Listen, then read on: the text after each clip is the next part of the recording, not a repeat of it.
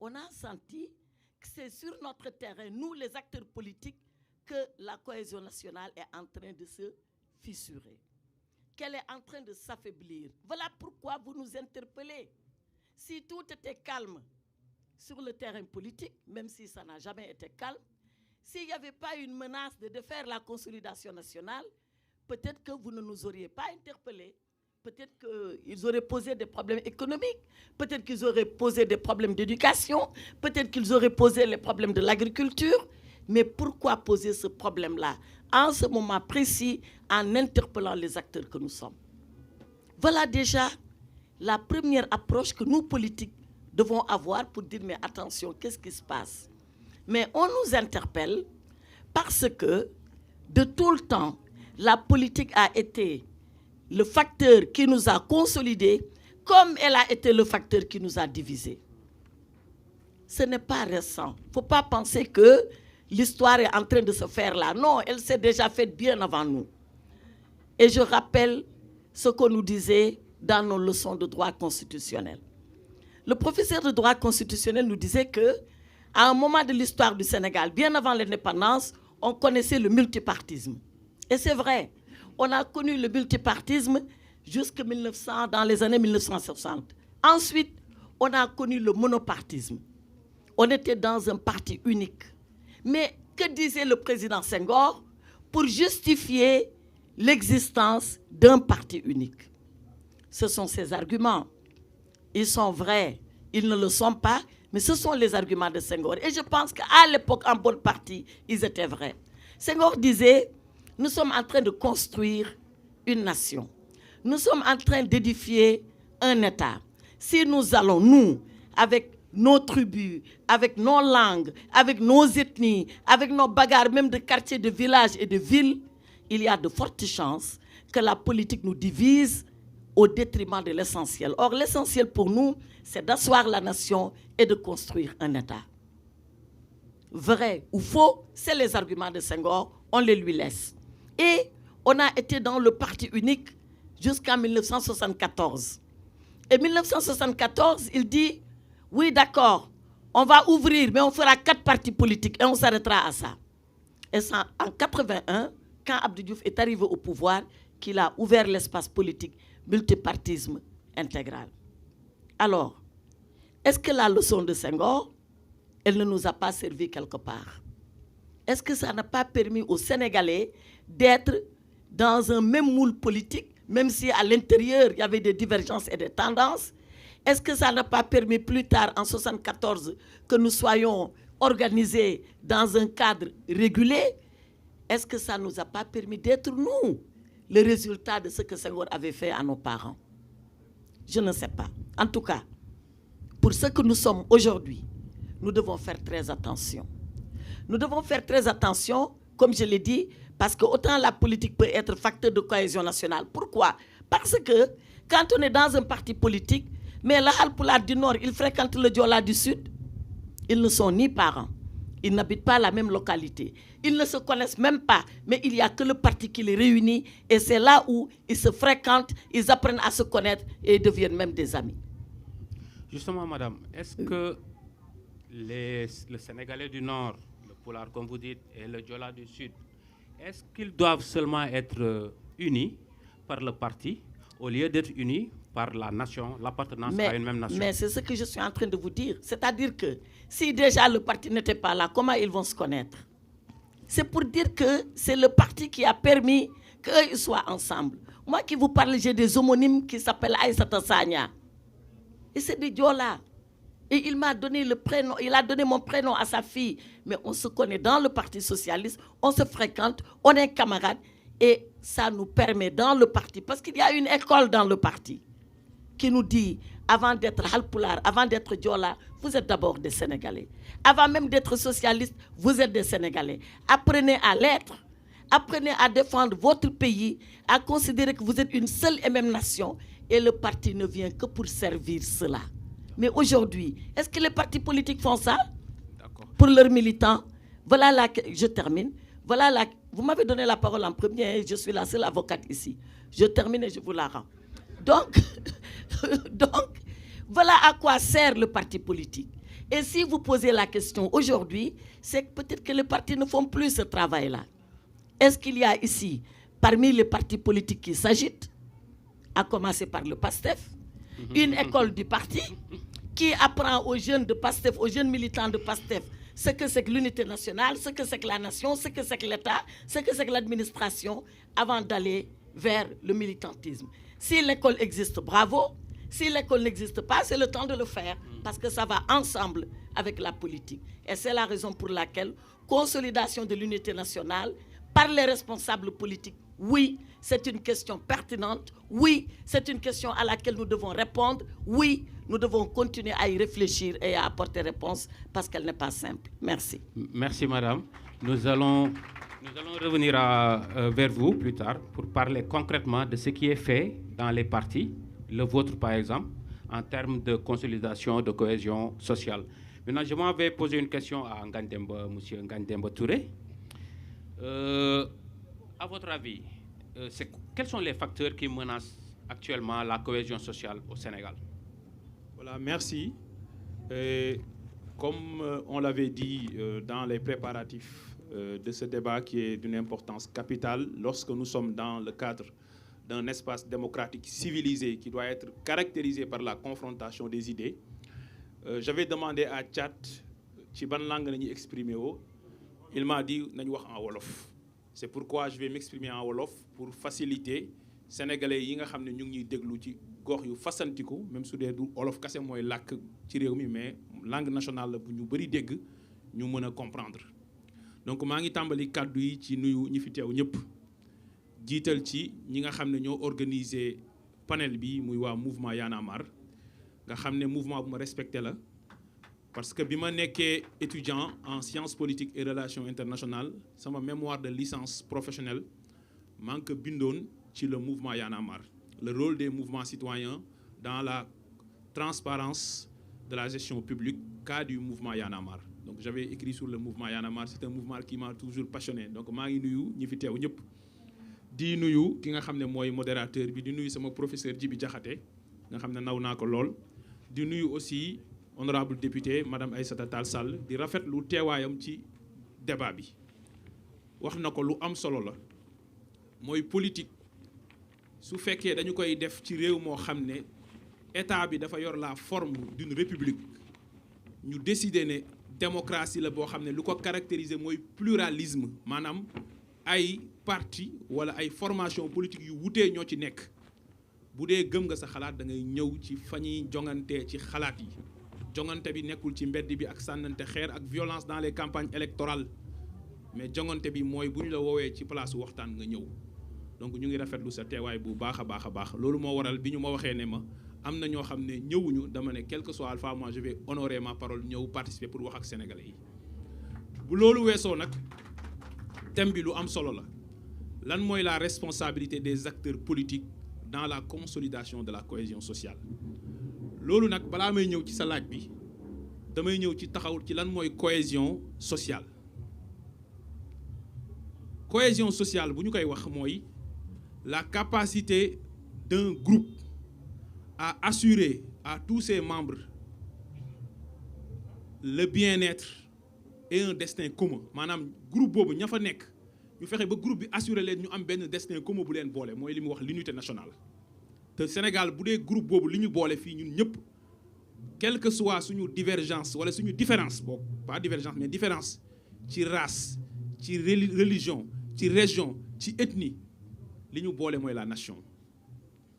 Groupe bi nag dafa war a am capacité à assurer à tous ses membres ñu am benn destin commun, parce que loolu la constitution bi Sénégal wax dans son préambule.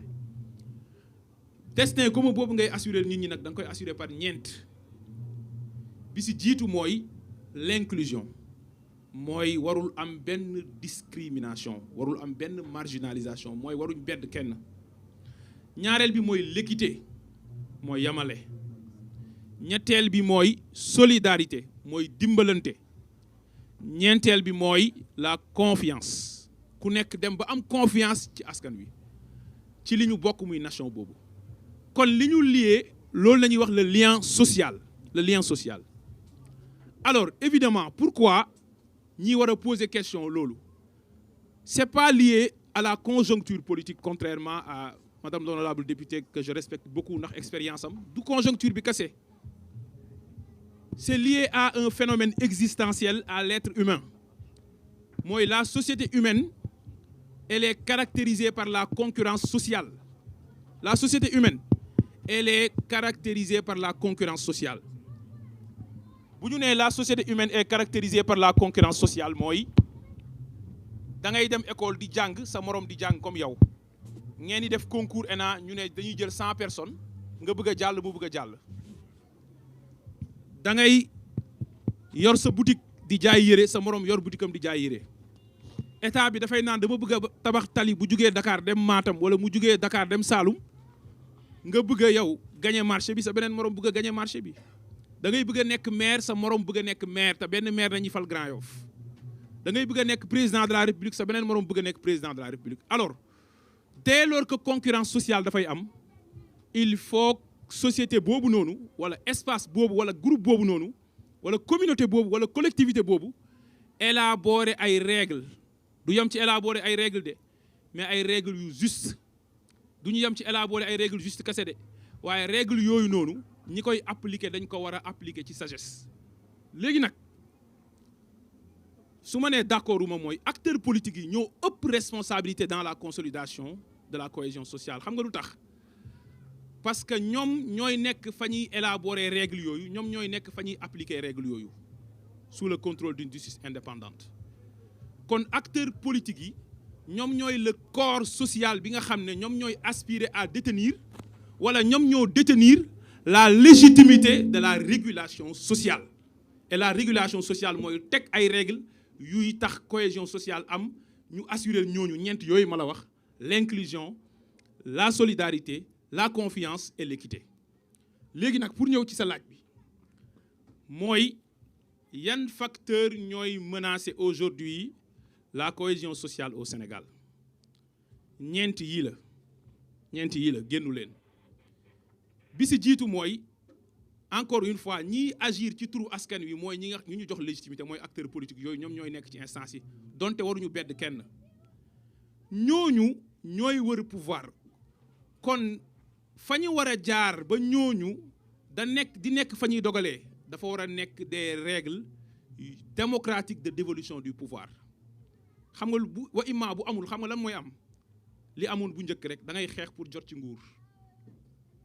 boo donnul nguur da ngay daaneel nguur pour jot ci nguur loolu moo waral dëkk yu ngeen gis yu bari mu tàkk am na ci ñoo xam ne dañoo jaar lu ko waral mooy des crises pré-électorales et des crises post-électorales.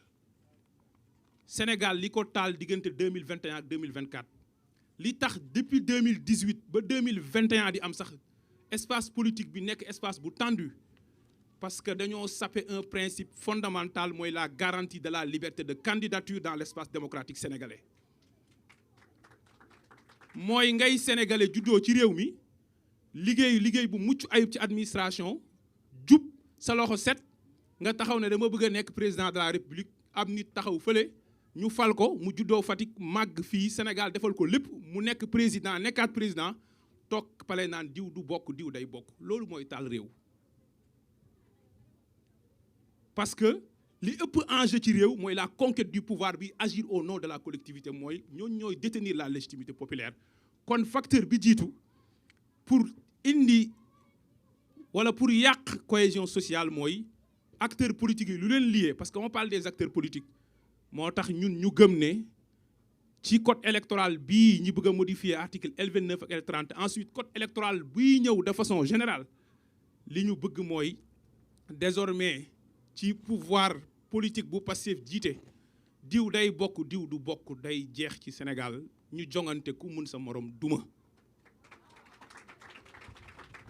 deuxième facteur bi yàq la cohésion sociale mooy les exclusions. Il faut être inclusif mooy askan wi amul beddi wante nit ki c'est pas parce que da ngeen wutee xalaat nga bëgg ko génnee du champ politique.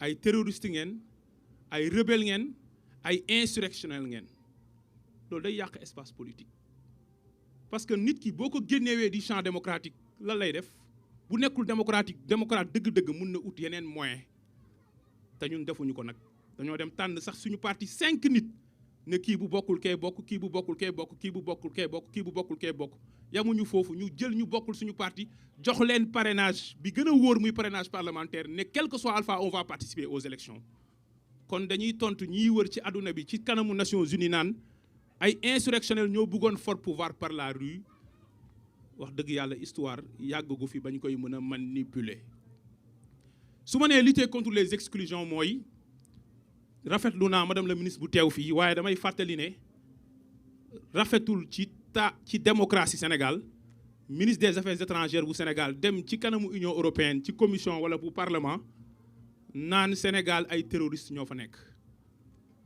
même terroristes yooyu nga wax quelques mois ñu voté loi d'amnistie nga dem défendre ko en tant que ministre de la justice à l'Assemblée nationale ñooñu génn kaso sénégalais yi jël terroristes yooyu jox leen 54% dès le premier tour ñu def pouvoir bi 2 ans terroristes yooyu ñoo nekk ci bopp réew mi de yow nga nekk fi député nekk fi président du groupe parlementaire di wër réew mi yor sa passeport diplomatique di débat nu mu la neexee di toog fii di participer à des panels terroristes yooyu taaluñu la dóoruñu la rayuñu la. Ok. Alors, pourquoi je dis ça?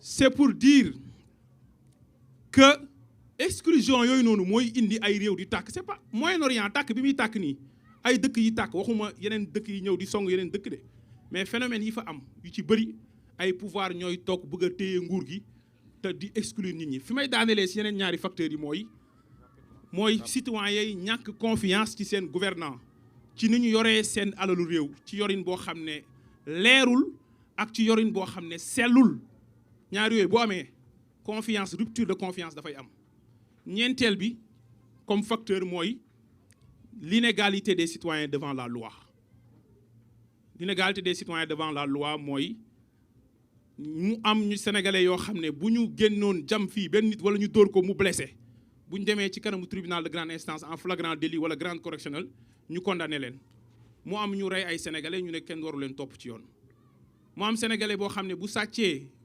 téléphone portable ci bus ñu jàpp ko tëj kaso mu am sénégalais yu ñuy topp pour escroquerie sur ay milliards ñu war a rendre compte de leur gestion am ay nit yu taxaw ne ñooñu dañ leen war a bàyyi au nom de la démocratie non. L'égalité des citoyens devant la loi est un fondement essentiel à la cohésion sociale foofu laa bëggoon daanele sur la première question. D'accord.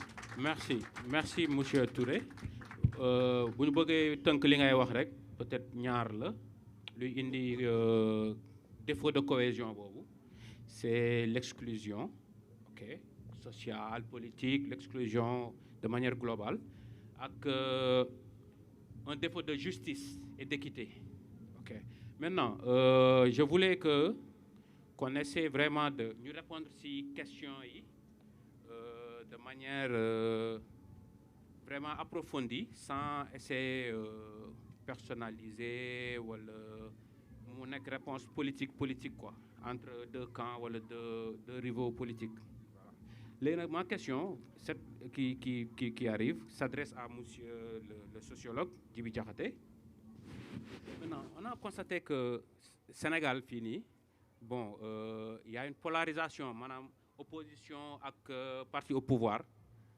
Dañuy xolante comme vraiment pas des adversaires, mais la plupart du temps comme des ennemis. Genre combat à mort sax lañuy mener quoi. Maintenant yow en tant que sociologue, yan mécanisme de dialogue nan lañu mëna def comme genre fora bi ni forum bii nii ñu organisé déjà je pense que c'est excellent pour indi waxtaan ak cohésion mais yow au-delà de genre format bii nii yan genre mécanisme la ñu mën a def la ñu mën a teg pour vraiment cohésion bi nekk vraiment dans l'ADN du Sénégalais. Merci beaucoup monsieur le modérateur. Je voudrais commencer par féliciter honorable député Aïssata Tall Sall pour sa constance. Je crois que ça, nous l'avons tous retenu, sa constance et la profondeur de ses interventions au niveau de l'espace public. Je voudrais aussi féliciter mon ami et jeune frère Ngagne. Lui aussi, je crois qu'on peut parfaitement lui dire, reconnaître la même chose, la constance et l'engagement. Alors, si on dit ça, ça veut dire que nous sommes en présence au moins de 2 acteurs qui convergent vers le même point. L'imam Ali dit que le savoir se situe en un seul point. Tous les savoirs convergent vers le même point. Et donc, de ce point de vue-là, je crois que lorsque nous sommes imbus de valeurs fortes, de principes forts, d'idéaux forts, nous convergeons toujours vers le même point. Alors, ce qui s'est passé, c'est que si on regarde un grand penseur qui s'appelle Pierre Clastres, lui dit que la vie politique a évolué en passant par plusieurs phases. Tout d'abord, les sociétés humaines étaient dirigées par les personnes les plus physiquement robustes. C'est comme les hordes animales. C'est le plus robuste qui s'impose. Au départ, ça se passait comme ça. Le plus robuste s'impose. Il prend le pouvoir par la force. On n'y peut rien. Il dit, bon, moi je suis le plus fort, je domine tout le monde et j'écrase tout le monde. Mais on s'est rendu compte aussi que la force physique, elle n'est pas pérenne. Parce que je peux être fort physiquement aujourd'hui, au bout de quelques années, avec l'âge, je perds ma force physique. Donc la force physique ne peut pas être le fondement du pouvoir. Même si Thomas Hobbes, dans le Léviathan, considère que le dirigeant, il doit être un monstre. Alors là aussi, je voudrais dire une chose aux journalistes. Monstre, c'est parce que très souvent, on dit un dictateur, un monstre. En fait, quand Thomas Hobbes parle du monstre, c'est le dictateur, mais c'est un dictateur qui est bon. Il dit, l'homme est naturellement méchant. L'homme est naturellement méchant. Donc si on le laisse libre, il va faire du mal à son prochain. Pour éviter qu'il ne fasse mal à son prochain, il faut qu'il y ait un dictateur pour qu'il y ait la paix, pour qu'il y ait la tranquillité. Donc Hobbes, il propose la dictature, mais c'est pour la paix. C'est pourquoi Alexandre Passerin d'André dit que l'équation de Hobbes est très simple. Si l'homme est libre, il n'y a pas la paix, et s'il y a la paix, il n'y a pas de liberté. Par opposition maintenant à cette dictature que propose Nicolas Machiavel, qui repose essentiellement sur l'intérêt exclusif du dirigeant. Ça, c'est différent. Donc, premièrement, c'était la force qui dirigeait. L'individu le plus fort s'imposait. Mais on s'est rendu compte que la force n'est pas pérenne. On laisse tomber la force. Et on dit, en lieu et place de la force, on va essayer la ruse. Le plus rusé va conquérir le pouvoir et va le conserver. Nicolas Machiavel développe ça. Par exemple, dans Le prince doit exercer le pouvoir en s'appuyant sur la ruse. Mais là aussi, on s'est rendu compte plus tard que la ruse, elle n'est pas pérenne. De la même manière que la force n'est pas pérenne, la ruse ne l'est pas non plus. Parce que la ruse peut être un jour ou l'autre décodée. Et en conséquence, elle sert d'être efficace. Alors, on a abandonné la ruse. Et on a dit qu'il faut des idéologies. En lieu et place de la force, de la ruse, on met en place des idéologies avec des valeurs partagées. Idéologie socialiste, idéologie communiste, idéologie maoïste, idéologie libérale. Donc plusieurs idéologies. Dans les années 89, on s'est rendu compte avec la chute du mur de Berlin et la perestroïka sous Gorbatchev que les idéologies ont commencé à rencontrer des difficultés. Je ne suis pas en train de dire que les idéologies ont disparu. Elles ont commencé à rencontrer des difficultés. C'est pourquoi certains ont parlé d'ailleurs de la fin de l'histoire. La fin de l'histoire, l'idée qu'au fond, les idéologies qui jusque-là ont fait fonctionner notre monde ont commencé à rencontrer quelques difficultés. Alors, on va vers une autre étape, la dernière étape, qui est l'offre. On propose une offre. Donc, et cette offre, elle n'est pas exclusivement articulée à une idéologie. Elle peut tirer source et inspiration de plusieurs idéologies. Elle peut être une offre qui fait de la synthèse et qui répond à une question minimale, quel type de société on veut construire. Et on va le faire avec des gens qui partagent le même idéal et qui partagent les mêmes valeurs.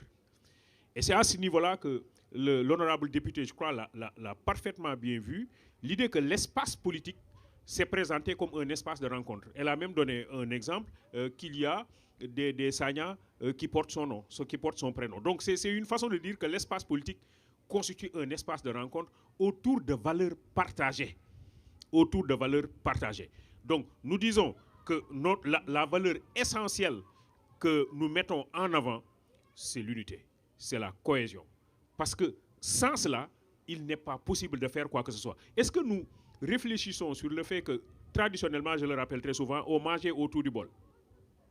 Mais le bol, c'est cette société que nous partageons. On met le bol et tout le monde se met autour du bol. Et chacun doit tenir le bol avec la main gauche pour que le bol ne bouge pas. Mais ce bol, c'est cette société que nous devons tenir avec la main gauche pour que cette société ne soit pas déséquilibrée. C'est ça notre responsabilité et on nous l'inculque dès le bas âge. Après avoir tenu le bol avec la main gauche et qu'elle ne bouge pas, je mange avec la main droite. Et avec la main droite, je mange à ma place et strictement à ma place. Je n'ai pas le droit de manger à la place des autres. Je n'ai pas le droit d'aller au milieu du bol. Donc chacun doit savoir rester à sa place. Moi, j'ai fait une conférence à l'université sur le thème « Pourquoi le conducteur sénégalais ne respecte plus le code de la route ?» J'ai dit parce qu'on ne mange plus autour du bol. Manger autour du bol, manger strictement à sa place. Demain, si je conduis, je vais conduire à ma place. Les condiments qui sont au milieu du bol ne sont pas accessibles aux enfants. Ils ne sont accessibles qu'aux personnes âgées. Les personnes âgées sont les dirigeants. Et les condiments, c'est le bien public. Le bien public, c'est les condiments qui sont au milieu du bol. Les personnes âgées sont les dirigeants. Mais aucun dirigeant n'a le droit de prendre ces condiments et de les mettre à sa place. Comme disait tout à l'heure, quand je parle de nourriture, je me réfère toujours à Ngagne. Parce que c'est les Touré. Donc, les condiments qui sont au milieu du bol ne sont accessibles qu'aux dirigeants. C'est le bien public. Mais aucune personne âgée n'a le droit de prendre ces condiments et de les mettre à sa place. Donc, aucun dirigeant n'a le droit de prendre les biens publics et de les mettre devant lui. On laisse les condiments au milieu et les personnes âgées ont le devoir de couper une partie du condiment et de remettre à la place de chaque individu. Ça devient une répartition équitable, l'équité dont parlait Touré, une répartition équitable des biens publics. Et je n'ai pas le droit de faire tomber la nourriture à même le sol, parce que moi j'ai la chance d'accéder à cette nourriture. Il y a quelqu'un qui n'a pas accédé à cette nourriture-là. En conséquence, je dois respecter, je dois à la limite sacraliser la nourriture parce que je ne dois pas la faire tomber. Ça, c'est une façon de dire que le bol-là, c'est un espace que nous partageons, c'est des valeurs que nous partageons, c'est une nation que nous devons construire et nous avons la responsabilité de la tenir avec la main gauche. Ceux qui sont censés distribuer de façon équitable la nourriture, les condiments qui sont au milieu, c'est-à-dire les dirigeants, ils doivent le faire dans le respect strict des valeurs qui déterminent le fonctionnement de la communauté. Ça a toujours fonctionné comme ça. D'accord. Je vais reposer la question après avoir passé la parole à madame pour vraiment des mécanismes qu'on pourrait mettre en place, mécanismes qu'on peut mettre en place pour vraiment cohésion sociale n'est vraiment une réalité au Sénégal. Maintenant, moi, je vais poser la question à madame Aminata Tall Sall, Aïssata Tall Sall. Si champ politique bi dañu gis parce que bon bu amul cohésion wala mu am violence ay actes ay dóorante ay xeex mais en amont avant loolu luy indi violence c'est le verbe, c'est la parole. En tant que député, c'est le lieu vraiment des contradictions, mais vraiment pas contradictions intellectuelles, on va dire. Mais au niveau yow nga nekk député nan la ñu mën a def au niveau de l'Assemblée et également dans l'espace public acteurs politiques yi nan la ñu mën a def dans leur parole pour éviter yenn attaques yi souvent personnelles et qui ne mènent à rien. Au contraire, ça détruit la cohésion sociale. Merci. Mais je pense que la question, j'aurais dû la poser à M. Touré qui vient de m'attaquer frontalement. Te waxuma ko dara defuma ko dara te xam na ni moom lépp lu ma wax mën naa ci tontu suba nag ba jant bi soo mais dafa am loo xam ni yow yaa koy bañal sa bopp. Et je comprends parfois les gens qui disent du ma dem débat bi parce que ki ma koy booleel moom laa bëggul débattre man nag képp ku ñu mën naa débattre ak yow. Merci parce pour que ça. loo ma si jaay rek mën naa ko jënd. mu des nag est-ce que lii intéressé na ma wala lii intéressé wu ma dans ce qu'il a dit wax na si lu bëri man wax naa ay terroriste ngeen dem naa fu ne wax ko xam nga man je suis une femme de parole d'acte et de parole mais mes paroles je ne veux jamais qu'elles blessent les gens je ne veux jamais que ma parole blesse quelqu'un loolu dem si def attention. Quand j'ai parlé de terrorisme, j'ai parlé d'actes. Dama koy wax nag parce que wax bi dafa gudd dafa yàgg. J'ai parlé d'actes de terroristes à l'Union européenne. Dafa mel ni loolu sax ñoom kenn jàpp ko. Mais loolu lu tax ñu si téye parce que peut-être dama ko wax Union européenne mais wax naa ko fii Assemblée nationale Sénégal ndax man Assemblée nationale bi ma bokk laa gën a respecté que Union européenne. Fii laa ko njëkk a waxee. wala fii laa ko mujjee waxee mais comme wax naa ko ci tubaab yi rek waa dem nga dëkk tubaab yi nag ñun ay terroristes lañu dañ ma ne c'est quoi le terrorisme. Je parlais de ces deux jeunes filles qui ont été brûlées vives dans le bus yéen a ngi fàttaliku loolu c'est la violence gratuite qui s'abat contre quelqu'un qui peut-être ne partage même pas votre cause, votre combat, votre idée.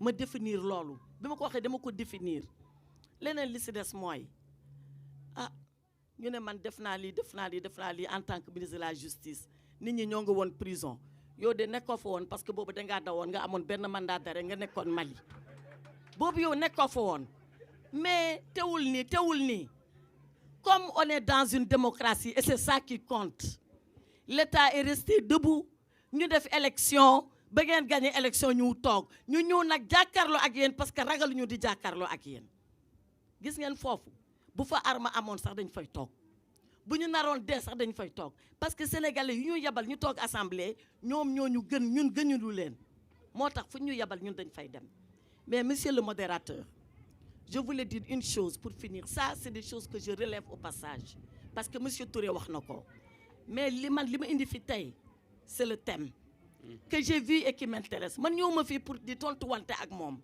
soo gisee lii ma tontu si damaa bëgg public bi ñu xam lan mooy dëgg bi ak man lan laa wax ak man lan laa def ak man fan laa ko waxee ak li tax ma wax ko mu jeex du woon pour di ko tontu moom naka xam beneen bi mooy thème bi ma indi thème bi on a interpellé les acteurs politiques man nag j'ai lu l'art de la guerre vous avez lu l'art de la guerre lui le sociologue il a lu l'art de la guerre de Sun Tzu. Qui a dit Sun Tzu? Voilà, c'est Sun Tzu. Dans l'art de la guerre, Sun Tzu raconte comment quelqu'un peut se tromper de combat, mais il ne se trompe jamais d'adversaire. Man, je peux me tromper de combat, mais je ne me trompe pas d'adversaire. Yo, c'est mon adversaire. Ni fi nek quel signum de signe adversaire. Je suis venu parce qu'on m'a dit quel peut être le rôle des acteurs politiques dans la consolidation de la cohésion nationale. Lolo ma indi. Mais indi wu ma fii yaa defoon lii yaa waxoon lii yaa nag loolu bu ñu si duggee di ngeen si bëgg yénte doo leen ko mën te da ngeen yàq seen panel. C'est vrai. Alors je reviens à la question. Allez-y. Man dama yaakaar ni fu ñu tollu tey la responsabilité des politiques dans la cohésion nationale elle est plus que grande. Voilà pourquoi on est interpellé. Tout à fait. Moom nee na et ça je vais répondre à ça c'est parce que da ngay bëgg dara sa beneen moroom bëgg dara c'est vrai. Mais à commencer même par nos compétitions de communes boobu gën a métti élection yëpp xam nga pour lan boo taxawee ne man damaa bëgg nekk maire commune Podor sa doomu ndey wala sa doomu baay moo taxaw ne man tam bëgg naa ko parce que yéen a bokk dëkk bi mais pourtant bu loolu jàllee qu'est-ce qu'on fait est-ce que dañu tas sëy yi ndax loolu est-ce que da ngay weddi sa baay ndax loolu est-ce que da ngay weddi sa yaay ndax loolu da ngeen am capacité grandeur parce que yéen a ko bokk ñu waat ngeen nekkaat kon bokk compétition yàqu fi dara. suñu maam yi dañ doon compétir boo bëggee nekk maire sa cousin ne damaa bëgg nekk maire soo bëggee dugg ENAM keneen naa da ngay bëgg dugg ENAM mais est-ce que loolu taxoon ñuy saagante di xarabante di xeex ça a toujours existé la compétition sociale elle a toujours existé maintenant le professeur Djibi Diakhaté a dit quelque chose de fondamental pourquoi on a inventé la démocratie d'ailleurs seulement pourquoi on a inventé les lois mais on a inventé les lois pour que les gens vivent dans un espace de compétition, de contradiction, mais en paix. En paix. Ku jéggi yoon ñu ne la jéggi nga yoon ku nekk ci yoon bi nga am droit di wax lu la neex tant que yaa ngi ci yoon bi. Aller jusqu'au bout de la loi, mais jamais au-delà de la loi. Tout à fait. Voilà les règles de la République et de la démocratie. Maintenant bu ñu àggee fii nga xam ne yow bu ñu la saaga sax nga ne man de saaga nañ ma mais c'est pas grave ñëpp la ñuy saaga ah.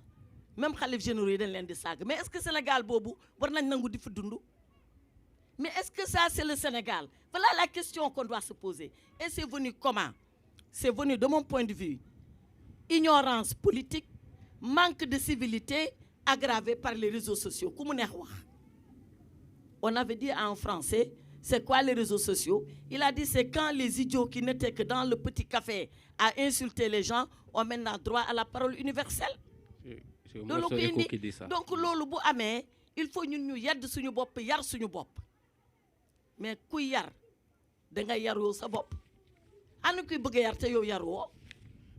Maintenant vous personnellement. Donc moi je pense que nous devons faire une introspection nous les politiques savoir que nous devons faire preuve d'exemplarité noo yeewoo suba nga sangu mais pourquoi ngay sangu yow. Pourquoi ngay sol yére bu rafet da ngaa respecter sa bopp mais noonu nga war a respecter keneen ki naan li ma def man tey ci suba kii lii la def kon boog su ma taseeg moom dama ormal sama bopp dama koy ormal moom am na loo xam ne man duma ko wax ak quel que soit alpha mais nag quand l'arène politique elle est sèche d'idées idée amatul culture amatul saaga rek moo fay des saaga rek moo fay des donc notre responsabilité aujourd'hui et j'y reviens c'est de former nos militants les écoles du parti c'est pas un mot vain dañ ko war a am di leen former ci seen attitude di leen former ci seen jàng di leen former ci idée yi ñu leen di may ku nekk ngay défendre sa idéologie wala sa quelque idée politique il a cité Fukuyama tout à l'heure qui avait dit c'est la fin de l'histoire c'est Francis Fukuyama un Américain d'origine japonaise qui l'avait écrit 1992 en disant le mur de Berlin s'est effondré, il n'y a plus Est, il n'y a plus Ouest.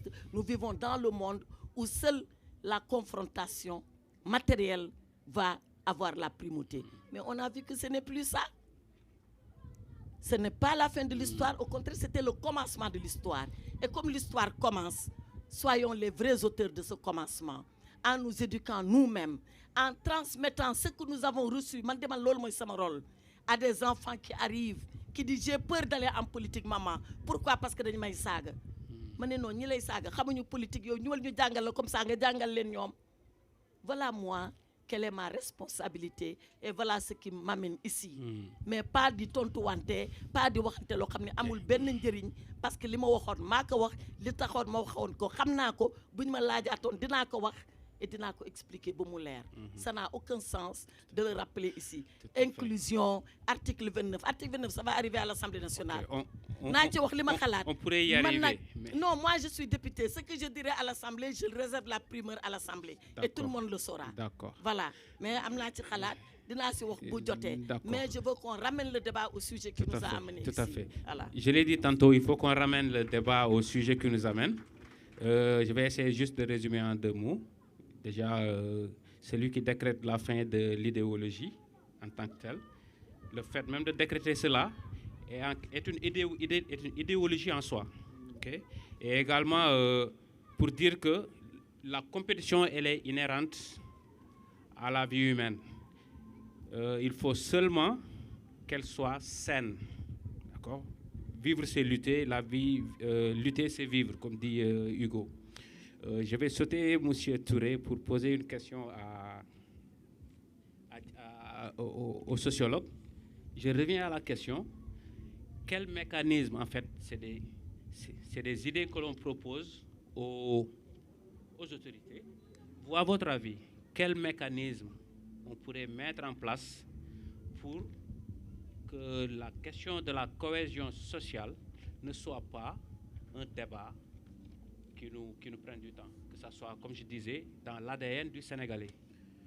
Merci beaucoup. Il y a d'abord des mécanismes qui me semblent des mécanismes institutionnels juridiques qui existent. À côté de ces mécanismes juridiques institutionnels, on pourrait penser à des mécanismes sociaux, en tenant compte de nos traditions, en tenant compte de nos réalités, en tenant compte de nos cultures. Ça me semble important. Par exemple, si vous prenez la parenté à plaisanterie, à un certain moment, même dans l'arène politique, les confrontations étaient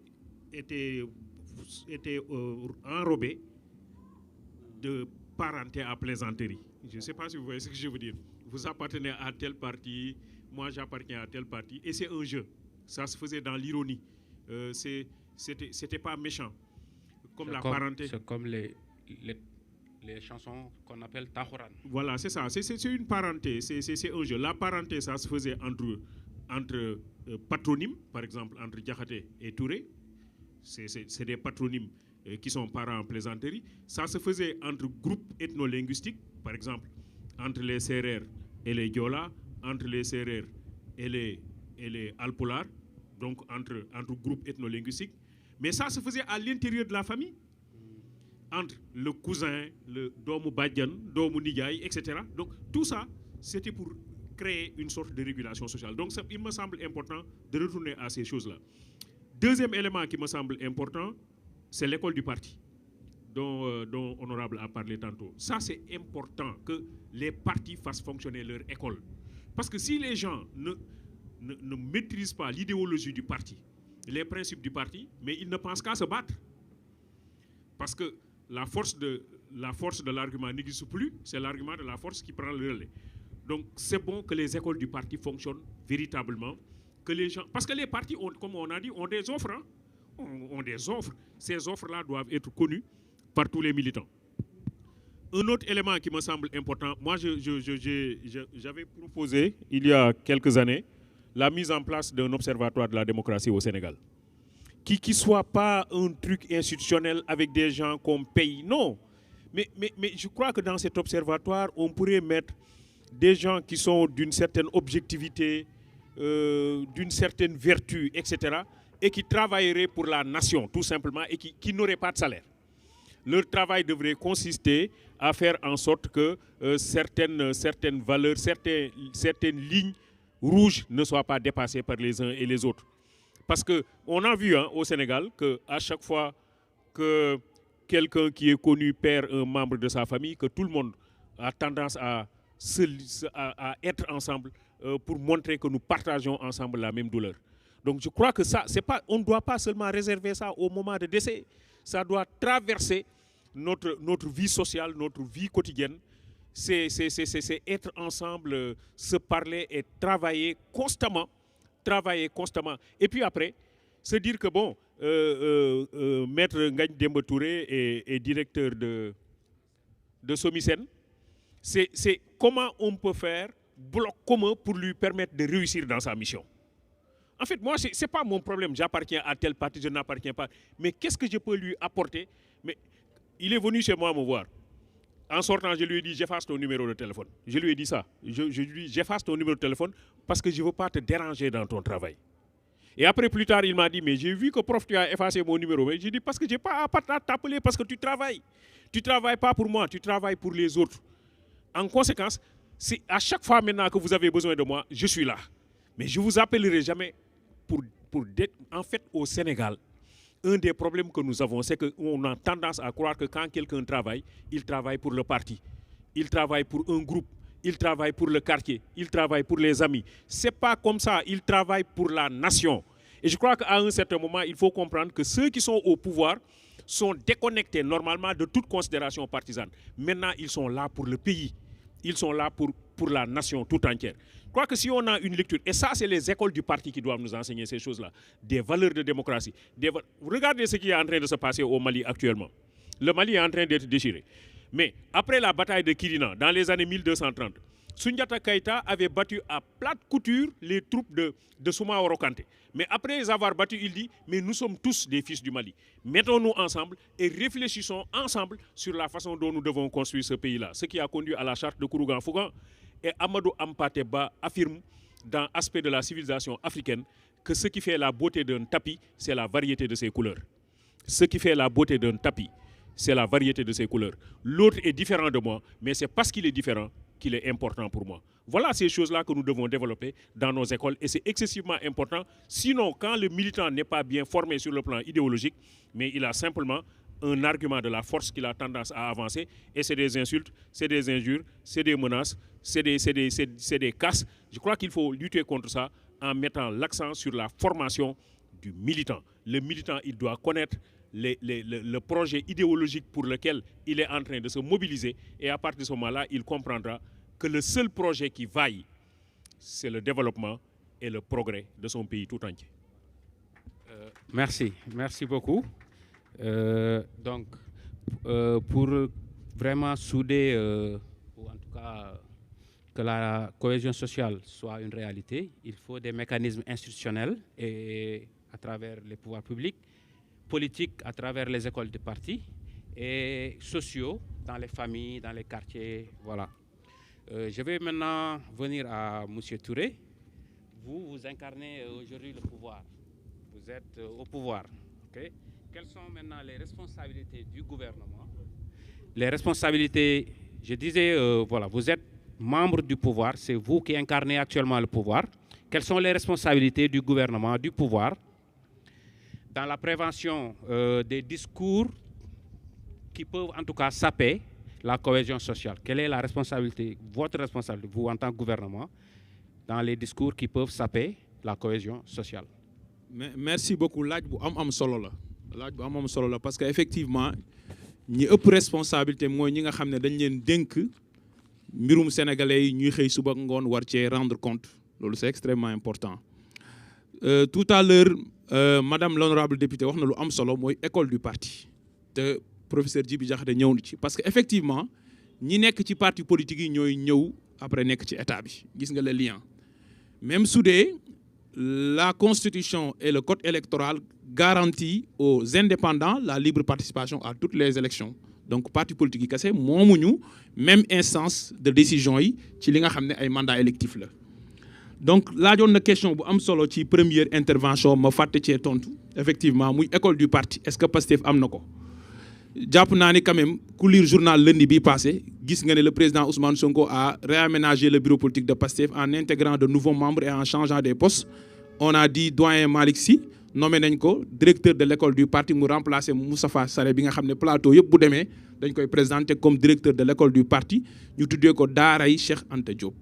Donc Pastef am na école du parti waaye loolu yamul ci wax kase avec humilité je veux pas parler de ma personne moi j'ai intégré Pastef en 2017 j'étais jeune étudiant j'avais moins de 23 ans jàpp naa ne sama évolution dans l'espace politique sénégalais wane ne ba xam Pastef dafa former ay militants am ci wax xam-xam ak wax lu leer ci plateau yi ci espace public yi ci panel yi wala Pastef saaga la jàngal sénégalais yi les sénégalais peuvent librement juger. Et le président du parti Pastef parce que les personnes morales dañuy am lu ñuy wax un représentant légal tey boo assigné woon SOMISEN devant la justice ki ngay assigné da ngay assigner la SOMISEN en la personne de son directeur général qui est son représentant légal su dee c'est l'état central c'est l'agent judiciaire de l'état donc la personne bi nga xam ne moo koy incarner li muy wax dafa am solo par rapport ak organisation bi mu jiite le président de Pastef Ousmane Sonko je le cite dafa yàgg a wax ne kuy saaga bokkoo ci ñun dégg nañ ko yàgg a wax Pastef débat d'idées lañ ko xamee mooy leader politique boo xam ne ci opposition bind na 3 livres donc ñun élection bu mus a am dañoo def offre programmatique jaay sénégalais yi gis-gis kon ñun foofu nañu yàgg a taxaw mettre fa le curseur donc Pastef am na école du parti mais ñun dañuy promouvoir xam-xam loolu lu am solo la ñu dellu si ci.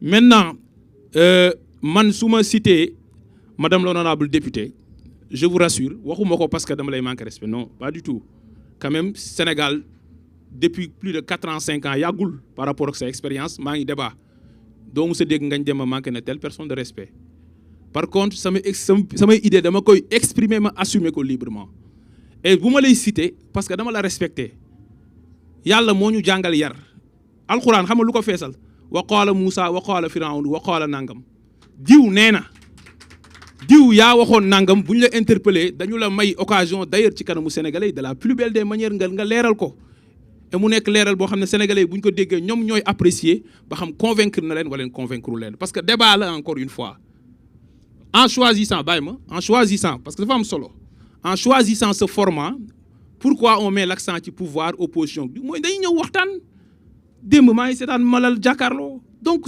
pourquoi l'idée de jàkkaarloo est-ce que pour reyante la non la confrontation des idées donc loolu amul problème ci loolu léegi su ma ñëwee ci ay terrorisme yooyu man d'accord uma ci définition bi nga jox terrorisme même su dee définition bu ñu mën a accepter la parce que boroom xam-xam nga waaye terrorisme man ni ma ko jàngee woon ci Sciences Po mooy l'usage de la violence pour atteindre des objectifs politiques c'est 2 conditions cumulatives utiliser nga violence benn mais li tax nga def ko c'est des conditions politiques tey làmb bu amee wala match nawetaan nit ñi utiliser violence est-ce que terrorisme nañ koy qualifier bu nit guddi jotee mu dogaale nit jam ko paaka jël téléphone am kenn du ko tuddee terrorisme donc sànni nañu dara ci bus kan moo ko def lan moo ko tax a jug si le but juge bi n'est pas parvenu à dire que c'est un but politique kenn mënu wax qualifier l'acte de terrorisme moi je suis resté sur les faits. D'accord. ñaareel bi mooy ci point boobu tant que juridiction yi àttewuñu de façon définitive ba qualifier acte bi ba ñi nga xam ne ñoom nañ ko gàll seen loos ñu condamné leen ne ñoom ñoo ko def kenn mënul wër ca jamono jooju alors que ubbi nañ procédure nga ne nga qualifier acte yooyu man loolu laay wax de terrorisme. léegi li ci des nag mooy wax nga question bu am solo ma ñëw ci mooy lan mooy responsabilité ñu nekk au pouvoir wax naa ko sànq man je suis resté sur le thème mooy bi ci ñaareel bi ci loolu parce que wax naa première bi ñaareel bi moo doonoon na nga instaurer promouvoir la transparence dans la gestion publique et la bonne gouvernance dans la conduite des affaires publiques transparence mooy li ngay def na leer loolu moo waral bi ñu ñëwee conformément au code de transparence dans la gestion publique du 27 décembre 2012 loi boobu ñu def audit des comptes donc de la situation des finances publiques dette bi déficit bi fu mu toll ñu communiquer ci kanamu sénégalais yi mais fii ngay dégg ci Sénégal ku naan la loolu waruñu ko woon def parce que day yàq réew mi depuis quand leeral mbir yi day yàq réew mi depuis quand respecter loi dafay yàq réew mi beneen bi ci tegu ci transparence mooy fexe ba sénégalais yi ni ñuy gérer seen mbir ñu leen yi leeral may rappeler bi ñu engagé conformément à notre engagement politique l'examen et la renégociation des contrats et les conventions dans les secteurs stratégiques muy pétrole di gaz di mine le gouvernement a tenu un point de presse le 12 mars 2026 bii wax sénégalais yi fan la mbir yi toll wax gain yi ñu def ci secteur minier ak secteur pétrolier di nga ma bàyyi ma développer parce que ñi développé nañ ba développé waat. Oui, mais essayons juste de rester sur le thème. Oui. En tant que tel, quoi. Pourtant je parle de ça.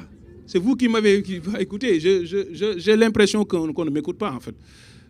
Parce que dama ne la lii tax cohésion am ñi ñu fal dañu war a poser ay actes yi renforcer la confiance des citoyens ci ñoom ñuy fal ma ne la loolu pour mu am nañu mettre la transparence mais li ñuy def na leer ñaata réew nañu taal parce que opacité moo am ci ni ñu gérer seen ressources naturelles li ma wax dafa leer.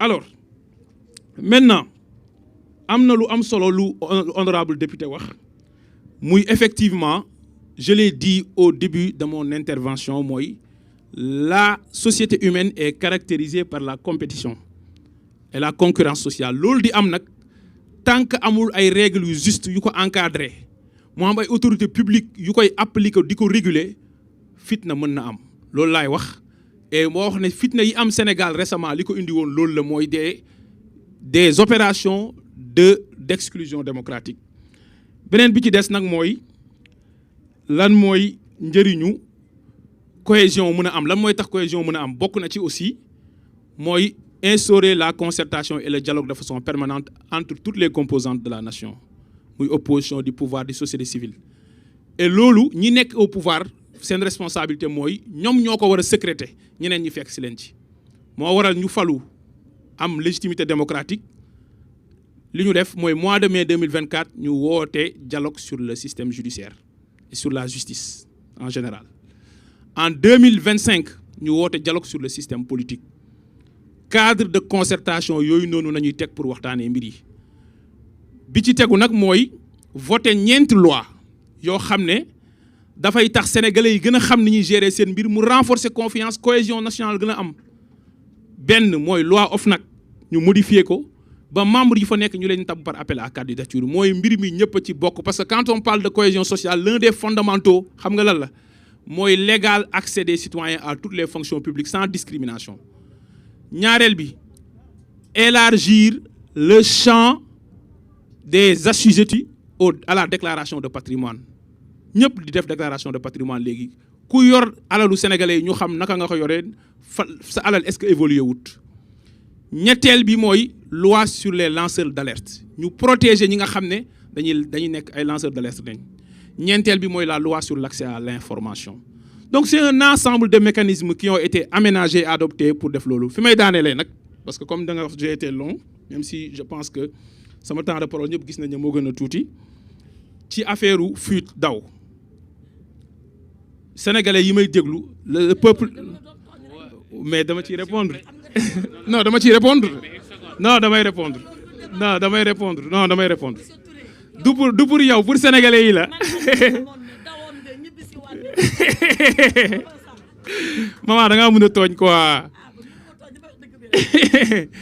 man le peuple sénégalais bi may suivre c'est un peuple que j'aime beaucoup parce que c'est un peuple cultivé c'est un peuple très cultivé sénégalais yi seen culture toll na ci ne xam ne soo nee Ngagne Demba dafa exilé woon kon dafa daw da nga ne Alboury Ndiaye dafa daw da nga ne De Gaulle dafa daw da nga ne Ali Khamenei dafa daw da nga ne Mohamed Boudiaf dafa daw.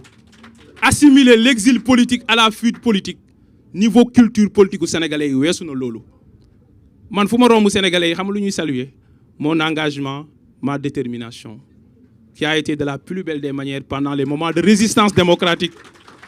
Alors ñi ñu war a interpeller mooy naka la sénégalais du juddoo fii ci réew mi jàng ci école sénégalaise dem def concours 2600 candidats déposés ñuy jël 20 mu jël 3e ci Sénégal ñu forme que 2 ans au centre de formation judiciaire mu dugg 2 ans de formation mu génn dugg fonction publique di liggéey 6 mois am engagement politique am di dem ci plateau yi di leen tontu ci xam-xam di def conférence de presse nga xëy defagul 1 an de fonction nga ne affecté ngeen ko te loolu usage yi xamuñu ko pareegul affectation nga xëy benn jour mu bind Facebook benn ñetti ligne nga gàll ci loosam 5 chefs d'inculpation acte de terrorisme association de malfaiteurs en relation avec une entreprise terroriste appel à l'insurrection offense au chef de l'État atteinte à l'autorité de la justice diffusion de fausses nouvelles 6 affaires yooyu nga gàll ko ci loosam mu génn ci bitim réew continuer di xeexam di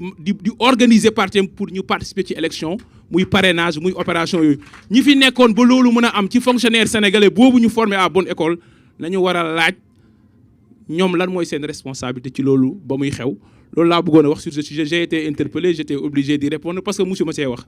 Wasalaamaaleykum. ok bon qu'on s'efforce en tout cas qu'on s'efforce de rester dans les termes du thème.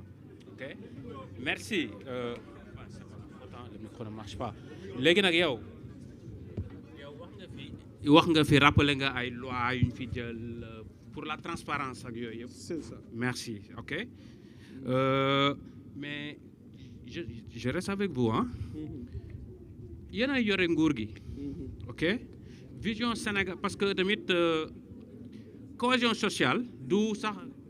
yemul ci ay discours politique ak yooyu nekkul ci ay discours politique affaire yooyu quoi cohésion sociale tamit lu koy gën a renforcer mooy la redistribution des ressources de manière équitable et l'accès universel aux aux services sociaux de base par exemple il y a une disparité loolu kenn du ko weddi entre Dakar ak benn zone bu mel ni Salémata par exemple mais yéen dans le vision Sénégal 2050 lan ngeen ci def pour problème équité boobu ñu résoudre ko parce que loolu c'est un élément important de la cohésion sociale.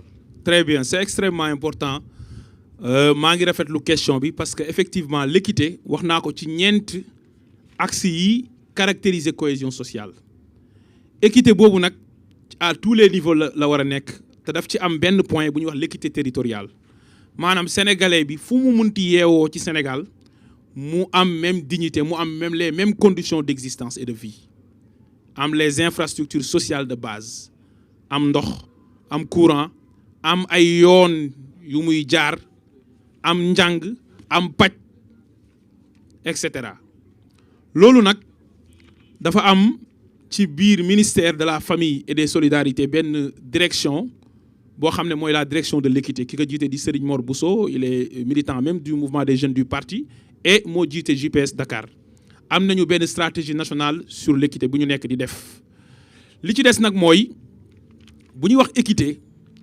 jamono ji ñi koy wax mooy fexe ba Dakar conditions yi fi nekk surtout sur le plan infrastructurel yegg ci àll bi mooy Sénégal yamul jam ñaajo loolu moo waral bu ngeen xoolee suñu nguur bi ñu ñëwee ba léegi dañu intensifier dañu accélérer l'accès du monde rural à l'électricité et à l'eau ngeen gis ci benn at li ñu def ci électrification rurale ci localité ci 3 mois dañuy def loo xam ne nguur yi fi nekkoon moom lañ doon def ci benn at entre 2019 ak 2024 les statistiques ont été publiées donc loolu dafa am solo pour sénégalais yi ñu yamale leen parce que mooy tax ki nekk fu gën a sori ci Sénégal du sentir ne dañ ko exclure maanaam bokkul ci Sénégal loolu dafa am solo pour sentiment d'appartenance nationale boobu ñu renforcer ko ñu conforter ko te loolu aujourd'hui l'électrification rurale avec le travail du DG Jean-Michel est en train de s'intensifier partout au Sénégal. Loolu war a continuer par aujourd'hui le maillage ferroviaire qui a été établi parce que affaire bi du transport routier kese. Sur le plan ferroviaire on ambitionne de construire 1500 kilomètres de voies ferrées. Objectif bi mooy sénégalais bi fu mu munti nekk mu mun a déplacer wu ci réew mi convenablement bu ko defee ku nekk yëg ne am nga sentiment d'appartenance ci Sénégal loolu laa bëggoon a wax ci question boobu. Ok, merci. Maintenant je vais ma dellu si madame Aminata Aïssata Tall Sall. Concrètement yow sa kii bi nga nekk sa parti politique formation politique bi nga nekk lan ngeen di def concrètement pour que cohésion sociale bi insinué wu si seen militants et au-delà à tout le pays concrètement. Merci beaucoup. Merci. Ça marche. Merci beaucoup.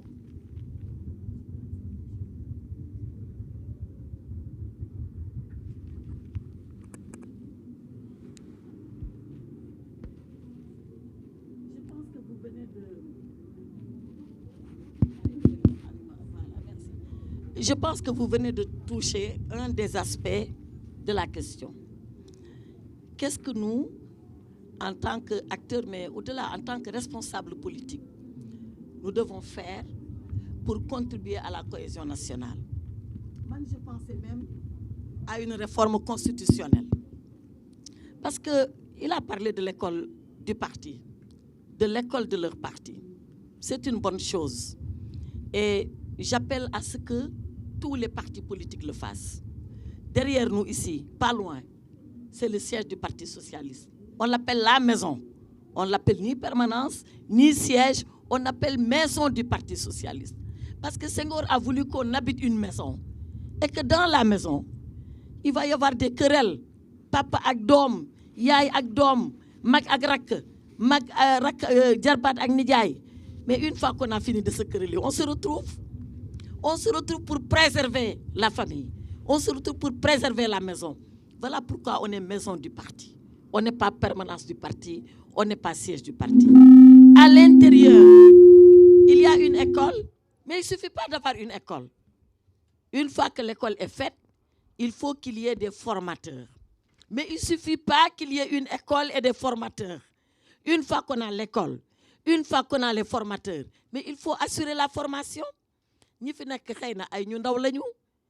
combien de fois ici, on a assisté à l'université d'été du Parti socialiste? On prenait un thème d'intérêt national. Par exemple, où va la jeunesse du Sénégal? Où va la jeunesse du Sénégal? Ce n'est pas les socialistes qui vont aller débattre. On prendra des professeurs, on prendra des sociologues, on prendra des islamologues, des oustas, et on leur dit, venez nous dire, vous, quelle idée avez-vous sur la jeunesse et où est-ce que nous pouvons la conduire ensemble? Parce que politique, le parti politique, il te sert à conquérir le pouvoir. Mais une fois que tu arrives au pouvoir, qu'est-ce que tu vas faire avec le pouvoir? Ce n'est pas le parti qui va t'aider à gérer le pouvoir. C'est là. Ay kangam ñoo lay wër nee la lii mooy pouvoir nii lañ koy doxalee nii la war a demee fii ak fii lañ war jaar pour nag yow li nga bëgg ci say idée politique ñu mun laa jàppale nga concrétiser ko mu dem ci askan wi loolu ku ko deful rek yaa ngi nax sa bopp. Conquérir le pouvoir, c'est la chose la plus facile à faire pour un parti politique. Pourquoi? Parce que c'est la démocratie. Ay lim la rek boo limee nit ñi bëri rek yow yaa gagné. Mais boo gagné nooy def ak ñi nga lim ba nga àgg nooy def sax ak ñoo xam ne limoo leen te ñoo tax nga toog fii parce que vous êtes le Sénégal. C'est pour ça que la formation elle est importante. Formation bi nag mooy tax saa yoo jëlee bànqaas bu ne ci réew mi muy démocratie muy agriculture muy man j'étais ministre de la communication du temps de Abdou Diouf buñ toogoon conseil des ministres chaque semaine. Tous les ministres peuvent ne pas parler. Chaque semaine, ministre de l'Agriculture bi day wax. Obligé, qu'il le veuille pas, mom day wax. Pour lan? parce que tolluwaayu mbéykat yi ñoo yor réew mi il faut mu wax man je sortais en tant que porte-parole et je faisais le compte-rendu du conseil des ministres. Certains me disaient mais yow xanaa agriculture ngay toppatoo pourtant toppatoowuma ko mais dama xam comment depuis le début de l'hivernage naka lay ministre bi di préparer, comment on prépare l'arrivée des pluies, comment on prépare les sols, comment on prépare à les enrichir, comment on prépare à aller chercher les engrais, comment on prépare les semences sélectionnées, comment on fait le suivi ba récolte yi ba vente bi ba commercialisation. Mais loolu dama ko jàng en tant que ministre mais balaa ma koy jàng en tant que ministre en tant que socialiste jàng naa ko ci sama biir parti. C'est pour ça que l'école c'est important et c'est pour ça que loolu bu ñu ko raté dañuy raté ñaar dañuy raté former jeunesse bi sur le plan de la prise en compte de l'idée politique mais dañuy raté formation bi ñu war a am ci biir gouvernement bi bu fekkee yàlla yóbbu nañu foofu. Et je reviens à ce que Madame Clinton disait, Madame Hillary Clinton. On lui a posé la question de savoir un jour qu'est-ce qui était le plus important dans la démocratie. Il a dit c'est pas les règles. Règle bi mu bëgg dugal man ci constitution bi mooy les partis politiques concourent à l'expression du suffrage. C'est ce que dit la constitution. Et moi je voulais rajouter et à la formation de leurs militants. mu nekk obligation. Du PS la neex rek mu am école, du PASTEF la neex rek mu am école, mais képp ku samp sa parti sampal sa école. Boo ko sampee nga former leen. Et Madame Clinton dit, dans la démocratie, ce ne sont pas les règles qui sont importantes. C'est vrai, les règles sont importantes, mais et les acteurs? Et les acteurs, ils font quoi avec les règles? Il a parlé des lois qu'on a votées il n'y a pas longtemps, les 4 lois sur OFNAC, sur la transparence, sur l'accès à l'information. Je prends l'accès à l'information. Qu'est-ce qu'on n'a pas dit, qu'est-ce qu'on n'a pas fait, nous, pour que le ministre des Finances nous donne? Je ne parle même pas de dette cachée parce que ce n'est pas le débat. Je parle seulement de l'état trimestriel des finances. Et pourtant, lui, il est redevable de cette information. On a parlé des lanceurs d'alerte. On a voté la loi. Je fais partie des gens qui ont voté cette loi. Mais on a dit, attention, est-ce que nous avons une délation? Est-ce que nous avons quelqu'un qui a dit, et on va de délation en délation et on va détricoter notre tissu social. Donc, teg règle yi amna solo, jangal nit ñi moko ëpp solo. Pour nit ñi xam règle bi lan la tekki, nuñ koy utiliser, jumtuwaay biñ ci wara démé pour en même temps qu'on se protège, en même temps qu'on avance, qu'on ne détricote pas le tissu social et qu'on stabilise notre société. Parce que li nekk fi, et je vais terminer. Li nekk fi dañ ko tabax ko bu yàgg Sénégal xëyul benn suba sotti suñu maam yi ci nekkoon liggéey ko lu ne dal leen ci depuis Njaajan Njaay léegi Njaajan Njaay laa lay tuddee kon yow yaa Njaajan Njaay Alburi voilà Alburi laa lay tuddee ak bu jaaf ak Ayatollah Khomeini loolu yëpp mooy yow dégg nga donc Sénégal depuis boobu depuis suñu maam yooyu ñu ngi koy tabax di ko defar suñu responsabilité mooy ñun buñ ko yóbbuwulee ci kanam buñ ko yàq nag ndax ndono bu baax lañ fi bàyyi ndono bu baax lañ fi wàcc donc nañ ànd tabax ko nag da ngeen nekk ñaar c'est comme quand il parle de la violence oui on a fait ça voilà pourquoi là en démocratie il faut 2 acteurs. L'acteur au pouvoir a sa responsabilité, l'acteur de l'opposition a une responsabilité aussi grande que celle de l'acteur au pouvoir. Bu pouvoir bi defee loo xam ne njombe la yow mu jomm la nga defaat njombe ci kawam yow boo defee njombe pouvoir bi mu jomm ko mu defaat beneen njombe bu gën a rëy ci sa kaw yow réew mi taxaw 2000 et je termine 19 mars Sénégal taxaw ne Ablaye Wade mooy président ñun ñu yeewu ne Ablaye Wade du président parce que ñun ñooy opposition am dañ koy xeex man toog naa 20 ans opposition may xeex loolu Ablaye Wade façon bu ne dig na ma ko ma ne ko non man lii laa gëm ci lii laay nekk te loolu laay nekk yow ba nga dem ma responsabilité c'est de vous faire quitter le pouvoir ñu nekk ci ba Ablaye Wade dem un jour le président Diouf m'appelle ne ma Aïssata il faut faire attention ma ne ko lan mu ne yéen vous avez été battu te xamu leen opposition léegi ngeen soog dem opposition ñii ils viennent d'arriver au pouvoir à quelques exceptions près xamuñu pouvoir dafa am noo leen di defee rek da ngeen di taal réew mi te jaru ko da ngeen di taal réew mi te jaru ko donc ñoom nañ def attention xam fu ñu yem yéen nit ngeen def attention ngeen xam foo leen yem démocratie bi dem ba pouvoir bi dellu si seen loxo noonu lañ ko doxalee ba 2012 pouvoir bi soog a dellu suñ loxo loolu rek mooy démocratie au-delà des règles c'est des acteurs yu sage acteurs yu maandu ku ne nag doxal li ngay doxal ku ne xeex cause bi ngay xeex ci jàmm salaam ak xam ne démocratie la et xam ne nag seul le peuple est souverain et seul le peuple juge en démocratie ku mu ne yow la bu boobaa nga dem nga falu merci.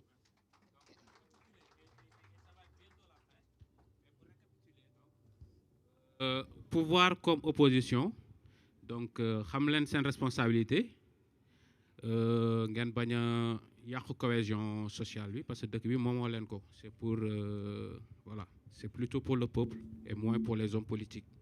Maintenant je vais rester avec madame Aïssata Tall Sall parce qu'il me semble que soj bi tane na si diggante bi donc mais question bi ma lay laaj mooy c'est les femmes et les jeunes.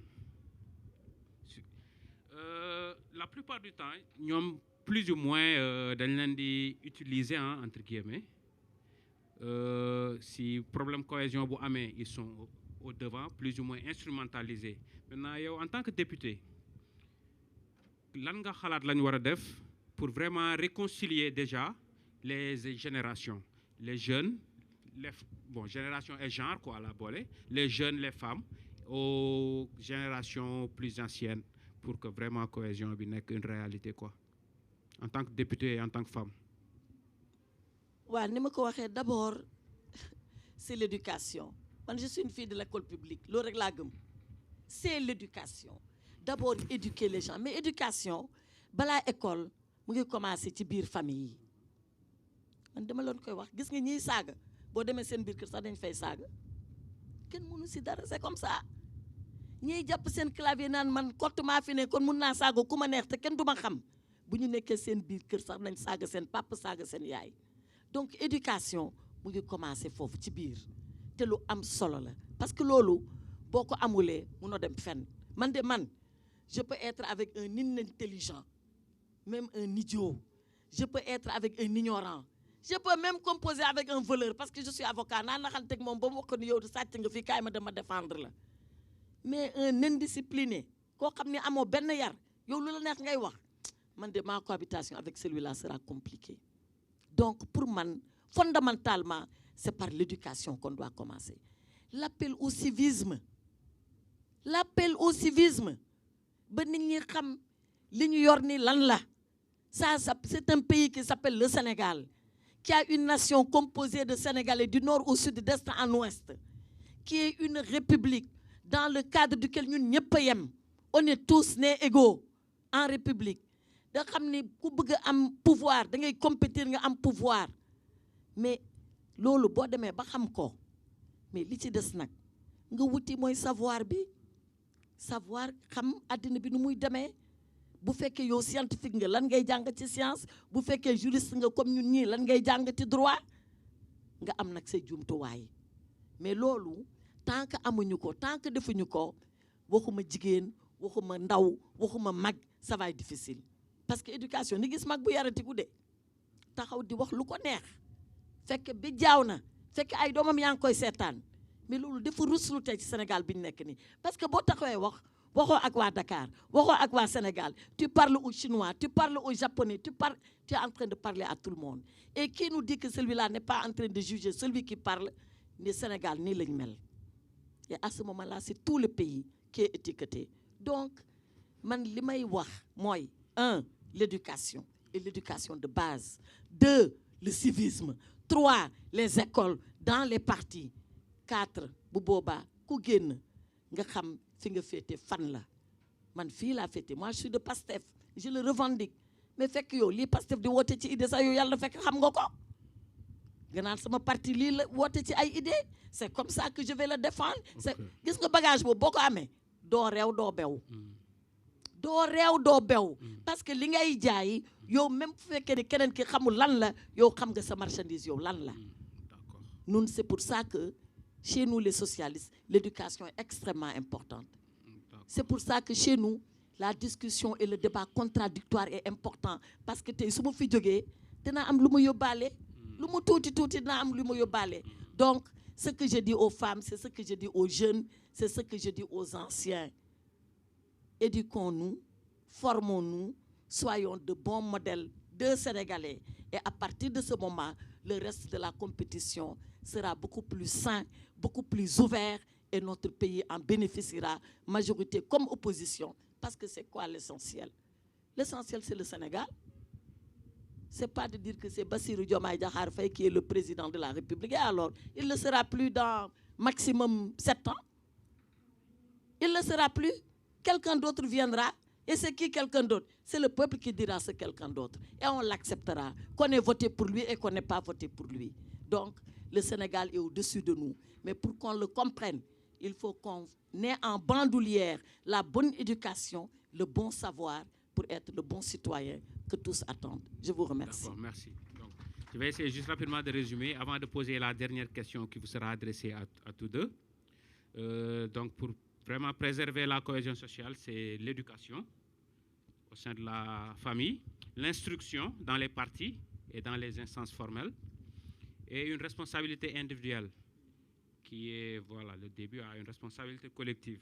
Maintenant, la dernière question, ça s'adresse à vous deux, c'est-à-dire que Sénégalais, globalement, voilà, voilà, en tout cas tout le monde, nous sommes aussi genre guerre, je mets ça entre guillemets, guerre permanente, parti au pouvoir, parti opposition. Nan, il y a un engagement, par exemple, fini au nom de vos formations politiques respectives, il y a un engagement que nous nous juger l'ensif ultérieurement pour que Sénégalais dañu amati conception que ni opposition ak parti au pouvoir dañu nekk ci guerre permanente mais vraiment ku indi ay argument c'est vraiment pour l'intérêt général. Ngagne Demba Touré d'abord. Merci ci laaj bi rafetlu naa intervention wu madame l'honorable députée Aïssata Tall Sall donc wax na lu am solo mooy éducation parce que effectivement société bi ñu nekk ñi ko composé ay individus lañu ñun ñëpp nit nag bu juddoo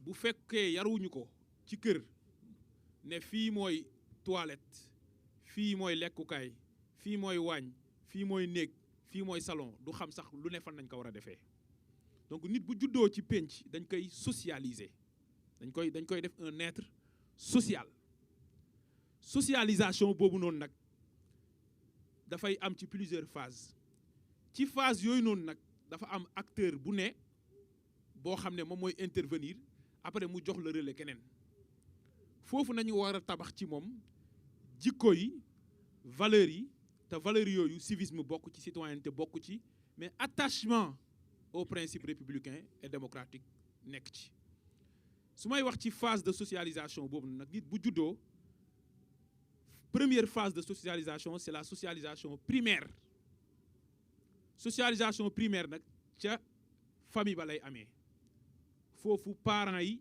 de façon quasi exclusive ñoom ñooy intervenir pour yar xale yi ñooñu nag dañu war a nekk ñu am comportement citoyen xam valeur civique yi pour mun ko inculquer seeni njaboot.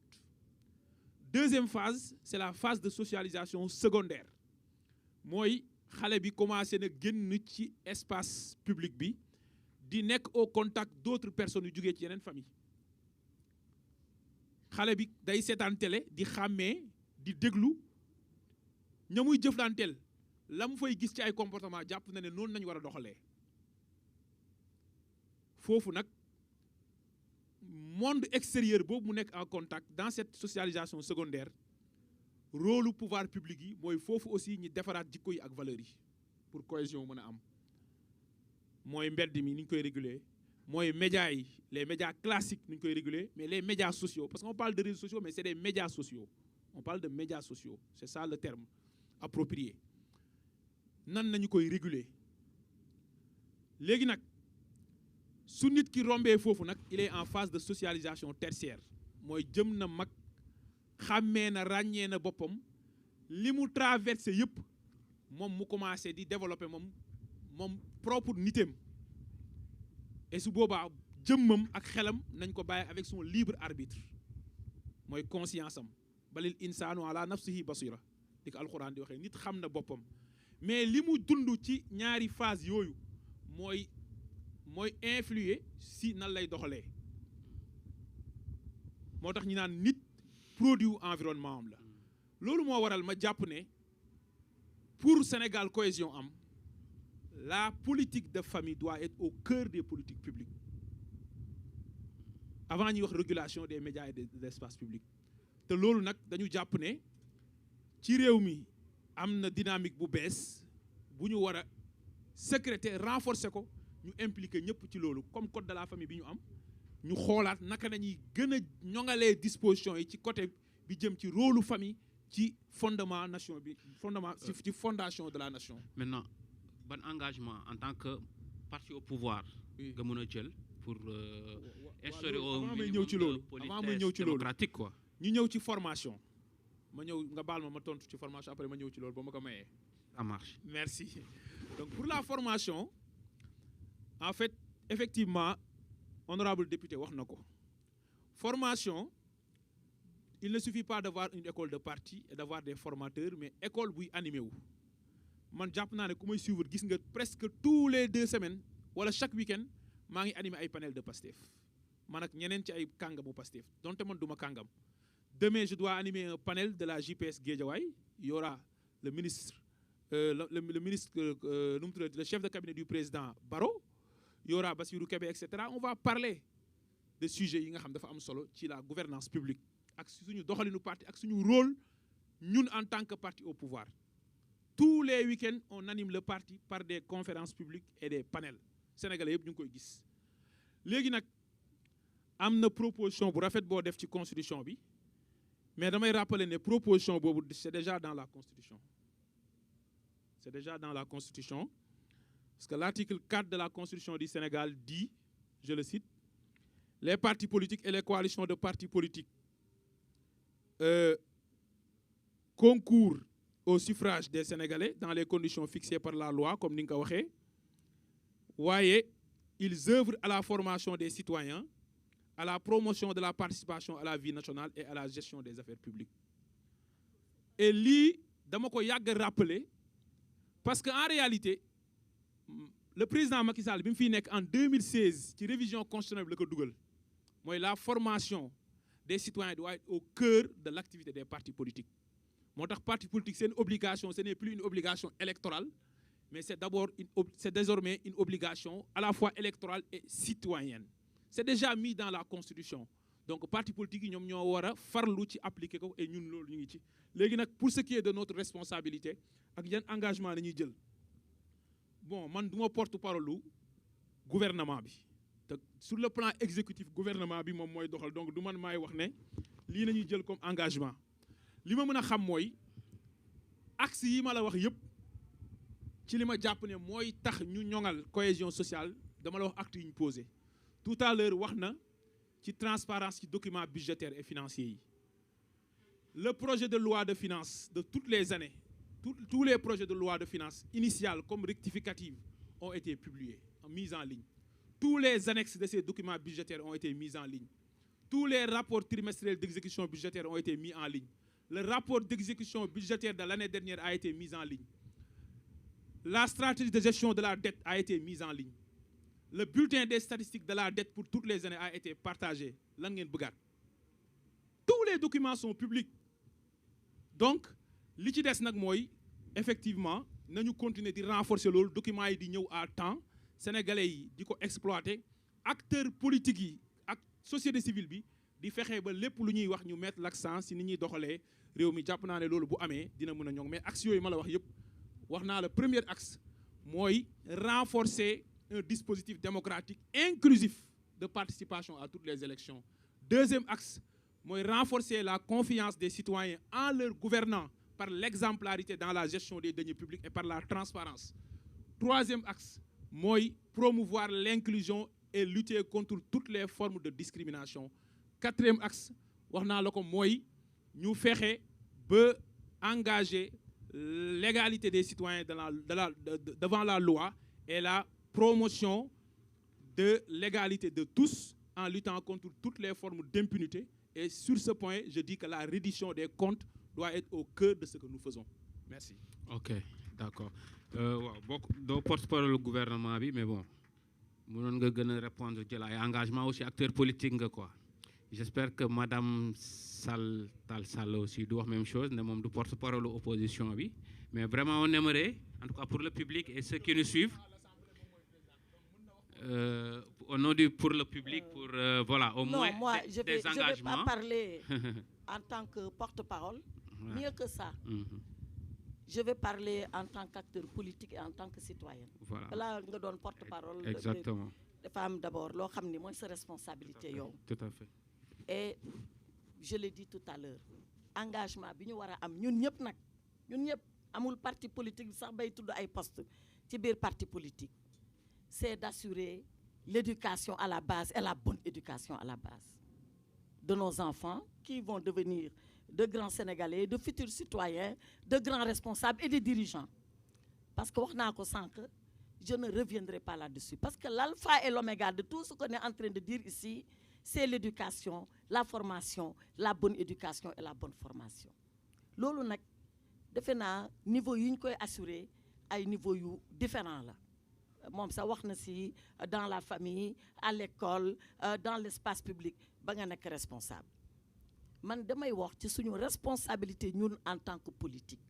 Tout à l'heure, je parlais de l'exemplarité, mais ce n'est pas rien l'exemplarité. Parce que nit boy woté dara yalla na fekk yow nga nek ci. La pédagogie par l'exemple. Par l'exemple. Bu fekk ni yow tu es un grand responsable, mais sa taxaway melul nonou, sa wax melul nonou, sa ciolin sax melul nonou, loy woté? Ana ku lay xol bi dem envie sax di la top yow. Personne. Donc je crois que thème bi ci liñ ci wax yépp man lool moma ci ëppalon solo. Gis ngeen la politique. C'est l'art de l'adversité sans blesser l'adversaire. C'est l'art de l'adversité. Di wax adversaire bi te fokk doo ko mës a blessé. Blessé nag du bañ a wax dëgg. Da ngay wax dëgg mais nan nga koy waxee. C'est ça le problème. Nan nga koy waxee bi la plupart du temps luy indi wax bu ñagas, luy indi wax bu ñaaw, luy indi wax boo xam ni dafay heurter nit ñi. Ignorance moo koy lal. Foo fekk ignorant bu waxee benn ñaar ñett rek taxaw. Su xamatul lu muy wax nag mu indi saaga. Su xamatul lu muy wax mu indi wax ju bon. Looloo tax formation bi à la base mu nekk lu am solo, mu nekk lu am importance. Pour ñun ñi nekk ci géew gi di wër di ñëw di wax di def saa yu ñu waxee même koo xam ne d'accordul ak yow mais bu la déggee dina naan ah kii di waxam bi am na solo mais nag je ne suis pas d'accord. Yow mi d'accord yow tam nga ñëw nga indi lan nga d'accord yow moom it mu déglu la bu yàggee di ngeen déglu wante. Parce que dans l'espace politique si vous ne vous écoutez pas mais vous allez finir yow yaa doon wax escalade verbale wala professeur Djibi Diakhaté ci loolu lay commencer. L'escalandre, ce que les Français appellent escalandre mooy di dem ça commence par petit rouleau. Kii wax na kii tontu kii wax kii tontu bu yàggee kii saaga bu yàggee ñu kurpeñ. Mao Tse-tung, il dirigeait la Chine. À l'époque, 1 milliard et quelques d'habitants. Il disait qu'il valait mieux faire blabla que boum boum. Pourtant, blabla, c'est rien, hein? Mais c'est le fait que man may wax keneen ki di ma déglu te d'accordul ak man. Donc c'est des blabla. Et il dit si on ne fait pas le blabla, on finira par le boum boum. Donc, gis nga li fi wax, c'est pas des choses qu'on invente. C'est pas des choses même qui sont inhérentes au Sénégal. C'est des choses qui sont inhérentes en l'homme. La loi, elle a été inventée quand on a voulu civiliser et pacifier la société. Le professeur Djibi Diakhaté l'a rappelé tout à l'heure. Sinon, au départ, jaay doole rek moo amoon. Mais quand l'homme est intelligent, quand l'homme a voulu avancer, quand l'homme il a inventé ce qu'on appelle la civilisation.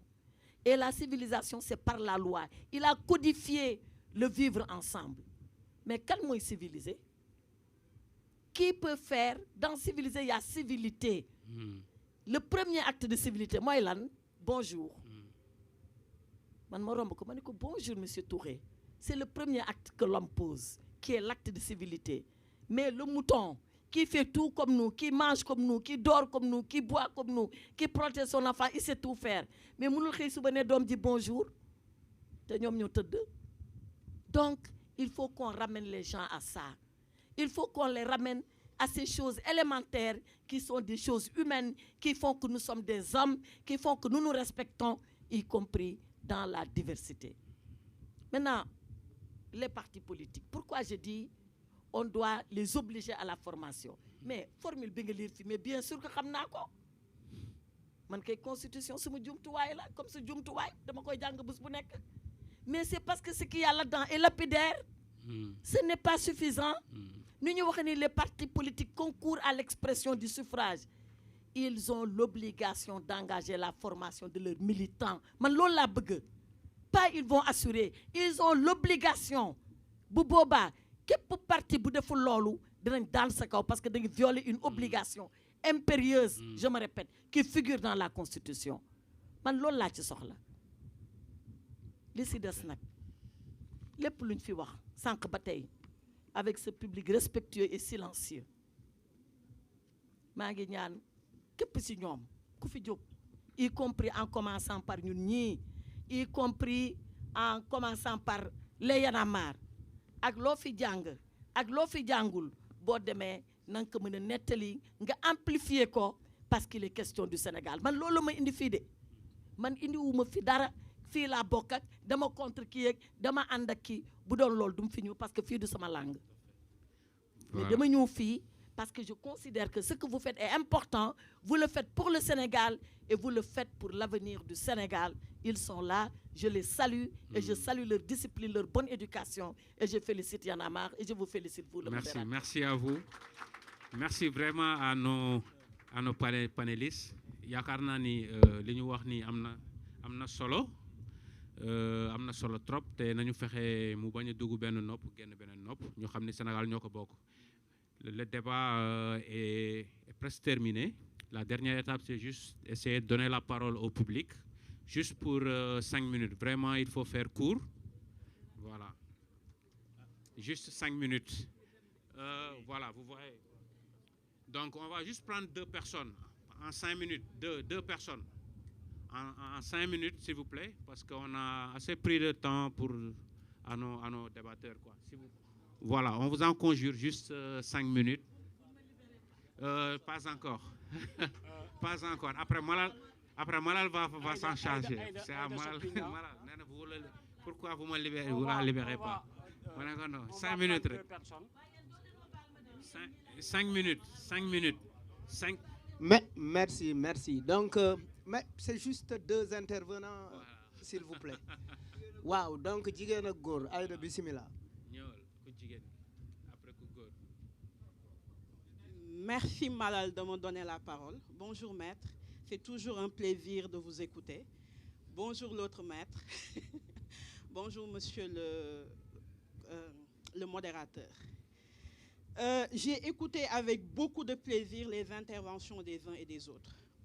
Mais j'aimerais à l'entame de mes propos répondre au dernier poste de Ngagne Demba Touré. Il n'y a pas eu de DAO. Il n'y a pas eu la peur de l'argument sur les leaders qui ne sont pas venus. Ma question est une contribution. Et vous n'allez pas me dicter quoi dire. J'ai le micro et je le dis, même si c'est des vidéos, si vous allez m'écouter. Je dis, monsieur le modérateur, que en réalité, on a interprété d'une manière politique une absence et je pense qu'on aura l'occasion d'en dire. Mais monsieur Ngagne, je ne dirais pas ce qui me gêne, mais je vous ai écouté avec beaucoup de plaisir et j'ai eu à noter que vous aviez eu le syndrome du passéisme. Je m'explique. C'est des gens qui, malgré 2 ans de règne, n'ont que référence au passé. Nous vous avons posé une question sur la cohésion. Vous avez parlé sur la liberté d'expression. Vous avez parlé sur la liberté, si je ne m'abuse, parce que je l'ai noté depuis tout à l'heure, vous me permettrez de le lire. Vous avez parlé sur les acteurs politiques, sur la liberté de candidature, sur les exclusions, le manque de confiance, sur les gouvernants, sur les inégalités des citoyens devant la loi. Et je me suis dit que peut-être nous étions en face d'un juge parce que vous étiez en train de faire un aveu. Je rappelle, sur la liberté d'expression, Soya Diagne a été arrêté par un post sur Facebook. Je rappelle que Azoura est en train de faire le tour du Sénégal. Il n'est pas inquiété parce qu'il fait partie d'un parti politique. Je rappelle que certains des membres de votre parti politique nous disent à longueur de journée qu'il faut un parti-État. Je n'interviens pas en tant qu'opposante, mais j'interviens parce qu'en tant que jeune, j'aimerais que vous me rassurez par rapport à ces propos que vous tenez. Vous parlez de liberté, vous parlez du fait que les gens doivent avoir la possibilité de conquérir. Autant ils doivent avoir la possibilité. S'il vous plaît, elle va. Autant. Allez, allez-y, rapidement, terminez avec ça. Madame, s'il vous plaît, madame au micro, s'il vous plaît. Je termine, voilà, je termine. Voilà. Mais c'est pas de me dicter comment dire, quoi dire, quel mot choisir, sur quel ton. Je disais que vous avez parlé de la liberté. Mala, laisse-moi terminer. S'il vous plaît, gars, Mugi Nice depuis Bobo. C'est pas une question, c'est une contribution. Non, Après, on la laisse terminer, on passe à quelqu'un d'autre. Babs, merci. Gars, s'il vous plaît. Chacun fait de sa prise de parole ce qu'il veut. Bu ko neexee mu def contribution, bu ko neexee mu laaj. S'il vous plaît, depuis Bob Mugi Nice quand même. Les deux conférenciers ont été magnifiques. Nañu waxtaan coolement affaire bi, oui, laissez-la parler. Malal, je disais que vous avez dit que pour la cohésion, Monsieur Touré, vous avez dit que pour la cohésion, il était intéressant de laisser les gens concourir, que les gens puissent candidater comme ils veulent. Mais il est aussi important pour une cohésion nationale de laisser à des gens qui ont été élus de manière très démocratique continuer leur mandat et que ce ne soit pas à la suite d'une menace d'un premier ministre qu'on puisse retirer la ville de Dakar et vous vous êtes tués. Ces attaques ne sont pas des attaques personnelles, mais je pense que le débat d'aujourd'hui est assez intéressant pour qu'il n'y ait pas une vision linéaire, mais pour que l'on puisse dire ce que nous pensons et de la manière dont nous l'avons dit. Et je le dis, Barthélémy n'a pas fui, mais je pense qu'il n'avait pas sa place dans ce présidium-là. Merci de votre attention. Un dernier intervenant et on clôt le débat.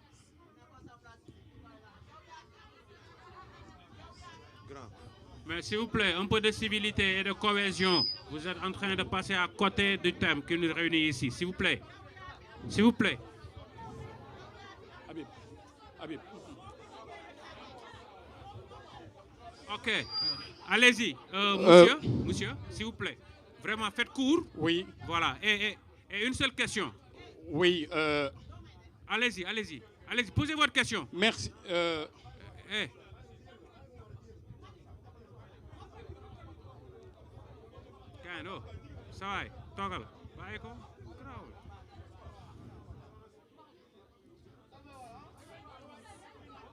Ok, mon cher, le micro, allez-y. Oui. Allez-y, regardez. Tournez-vous vers là et posez votre question. Merci beaucoup, monsieur le modérateur. Je vous en prie. J'ai pris la parole non pas pour poser une question, mais pour faire une contribution. Voilà. Une courte contribution. Ouais. Je rappelle à mes amis qu'on est dans un débat sérieux. Y'en a marre à inviter le peuple et les acteurs politiques pour que l'on parle de cohésion sociale. Et donc, quand on parle de cohésion sociale, chacun dans la société a le droit de prendre la parole et de faire usage soit de questions ou bien de contributions. Je rappelle que je suis venu pour représenter l'honorable député Papa Djibril Fall. Il devait être là, il a un empêchement, il n'a pas fui. Parce qu'en réalité, pour quelqu'un qui, toute l'opposition sénégalaise, 35 députés, a boycotté, il est venu à l'Assemblée nationale devant 130 députés de PASTEF, devant Ousmane Sonko et son gouvernement, dire qu'il a fui un débat avec Ngagne Demba Touré, c'est vraiment parler des choses d'enfantin. Mais ce que je voudrais dire, le thème est important et essentiel. Quand on parle d'acteurs politiques et de cohésion sociale, moi j'ai un seul problème sur le thème, c'est-à-dire le S qui est sur les responsabilités. On a dit les responsabilités des acteurs politiques dans la cohésion sociale. Je dis les acteurs politiques n'ont pas des responsabilités. Ils ont une seule responsabilité et cette responsabilité-là, c'est la consolidation de la cohésion sociale. Maintenant, qui est acteur politique? Je termine par là. L'honorable l'a rappelé tout à l'heure. C'est-à-dire au Sénégal, on doit chercher qu'est-ce qui nous fait maintenant, nous, des acteurs politiques. Parce que tout ce qui se passe dans l'espace politique, c'est-à-dire aujourd'hui, Ibrahima Khalilullah Mbodj peut se lever, créer son compte Facebook, mettre son leader, la photo de son leader sur son profil, et il se permet de tout dire, il se réclame d'acteur politique. Non, pour être un acteur politique, il faut épouser une idéologie. Pour être un acteur politique, il faut avoir de la légitimité politique. Okay. Il faut impacter, il faut s'investir pour créer un changement positif. Wow. J'ai dit, ce qui fait de Pape Djibril Fall, de Ibrahima Khalil Mbodj, acteur politique, c'est qu'aujourd'hui, il a milité dans son quartier, il a été candidat à une élection locale, il a été tête de liste dans un département, et il est engagé pour une vision, voilà. Pour un engagement pour impacter positivement. Non, maintenant, merci, mon cher. Merci, on vous a entendu. Le message est passé. Maintenant, je dis même ma légitimité moi-même. Le message est passé, s'il vous plaît. Voilà, merci. Pape Djibril Fall n'a pas fui. C'est parce qu'il n'a pas sa place. Oui, vous répétez, on a compris. Merci. Et je pense que Malal va clore la séance. Peut-être me permettre juste de remercier ceux qui ont été présents et qui ont tenu en tout cas un panel intéressant. Mais Babacar, si vous me le permettez, allez-y. Jusque-là, allez-y. Jusque-là, c'est des acteurs politiques qui parlent. Parce que Aïda a parlé pour Barth, lui il a parlé pour Pape Djibril Fall, et on avait Aïssata Tall Sall. On a Mais écoutez, s'il vous plaît. On a Ngagne Demba. Maintenant, il faut qu'on prenne deux citoyens. Góor ak jigéen. Hein? Ouais, viens poser ta question. Oui, viens. Donc mais viens. Un journaliste alors, Malal. Ouais, mais oui, viens. Tu veux poser une question, mais viens. Soxna si yaa ngi ñaxtu dara ñu jox la opportunité. Mais viens. Oui, mais tu veux quelque chose. Oui, mais pose ta question. Tu peux poser la question à Ngagne, il est là, l'autre est parti. Oui. Alors, maa ngi leen di nuyu yéen ñëpp d'abord di rafetlu panel bi parce que l'objectif gisoon nañ ne c'était de mettre en avant nit ñi mën a def débat contradictoire et je pense que ba ñuy commencer ba fii c'était important parce que souvent dañuy gis ne Sénégal lu ci ëpp buy tàq wala bu problème di am ci acteurs politiques yi lay jógee soit c'est des décisions de justice wala soit mu nekk affaire de parparloo et que tey ñu ngi ci 21e siècle nit ñi war nañu dépasser façon politique bi salte bi nga xamante ne mi ngi am ci dëkk bi. Alors est-ce que tey sur plus de 300 partis politiques wax nañ ne 14 partis ñoom ñoo ci régulariser ban décision lañ ci jël ñoom.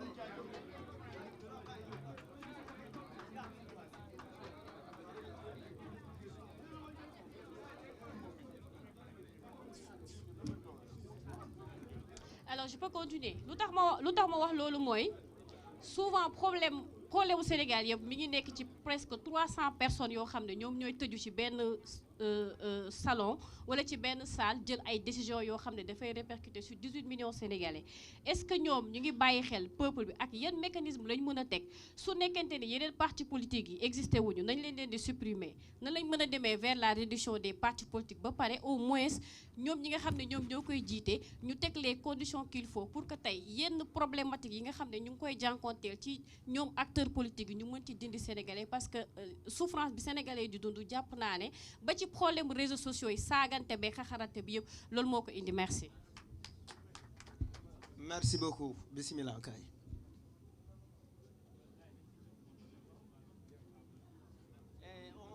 Merci Malal. Merci monsieur le modérateur. Moi je vais juste intervenir en tant que représentant de Afrique Events. Mais je tenais d'abord à saluer l'initiative du mouvement Y en a marre.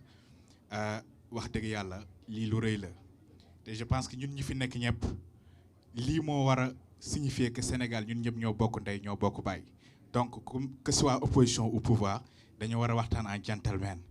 Alors maintenant dama amoon benn question bi ma doon posé honorable député Aïssata Tall Sall, malheureusement il a quitté, mais maintenant je vais me s'adresser la question à monsieur Touré.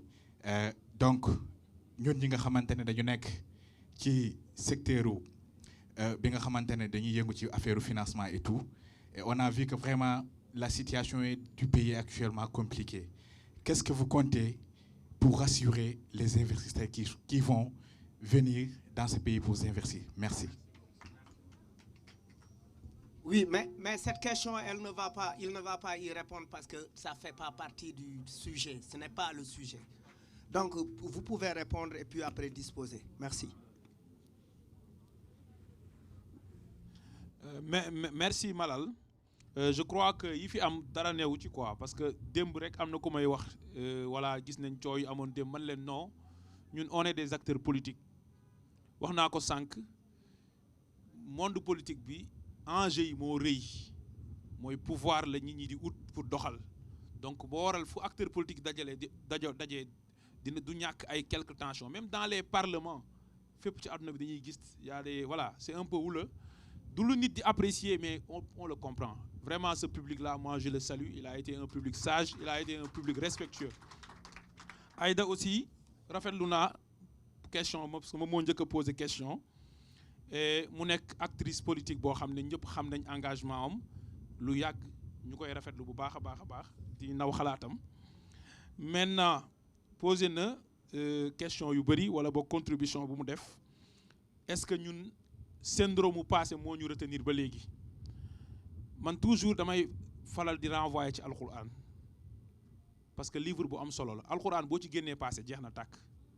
Passé boo ci inspiré wul doo xam fan ngay teg sa tànk pour defar sa ëllëg.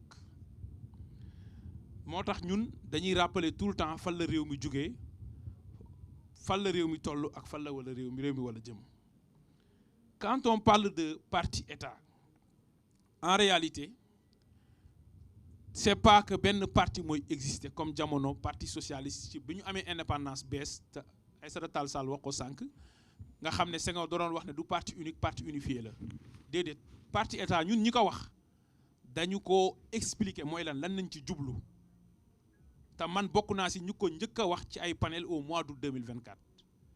mooy parti boo xam ne bu sénégalais yi xeexee ba ñenn ñi mu jaral leen joxe seen bakkan, ñenn ñi plus de 2000 personnes dem ci kaso, ñu fal la 5 ans yooyu ngay def ci réew mi yow yaa am responsabilité pour yor réew mi te yow yaay rendre compte ci kanamu sénégalais yi fii ak 5 ans bu ñu demee nga war a jongantewaat donte du foofu kese nga war a rendre compte.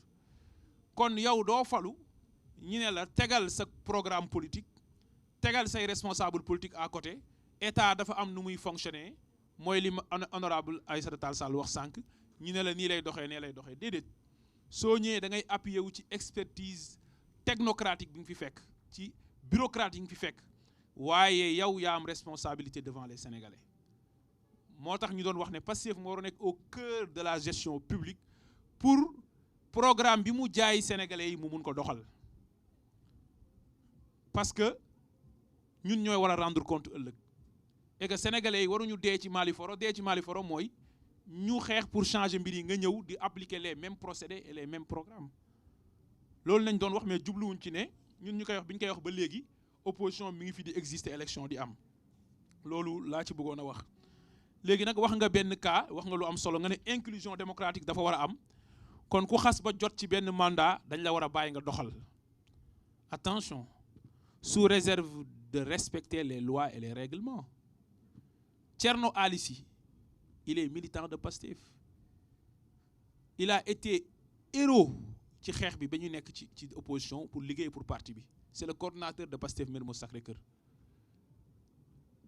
Bi Abbas Fall, honorable député, quitté l'Assemblée nationale, ñu nommé ko ministre de la République, ministre du Travail. Thierno Alissi moo ko waroon a wuutu ni ñu cité article 61 de la Constitution et 51 de la loi organique portant règlement intérieur de l'Assemblée nationale qui dit que le membre de l'Assemblée nationale ou le député bu écopé d'une condamnation définitive doit être radié de la liste des députés sur demande du ministre de la Justice.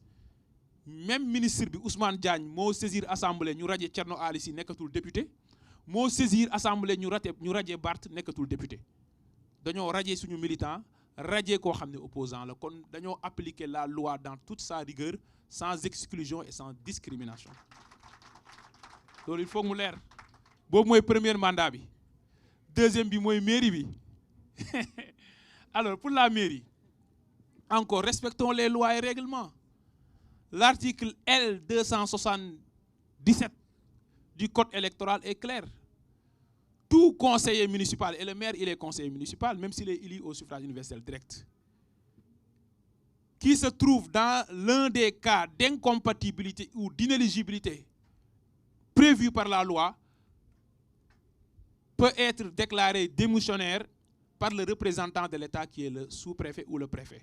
Si c'est le cas dans le cadre d'une ville, c'est le préfet.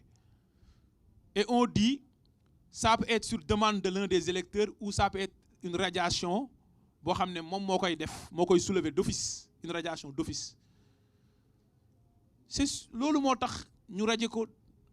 Pourquoi loi bi nag bu dalee ci citoyen lambda yi ñu appliquer ko mais bu dalee ci acteur politique waruñu ko appliquer. Loolu du renforcer cohésion sociale pour revenir sur notre thème. Léegi nag li ci des mooy lu tax ñëwuñu man li ma wax leer na ils ont donné leur confirmation pour venir à ce débat.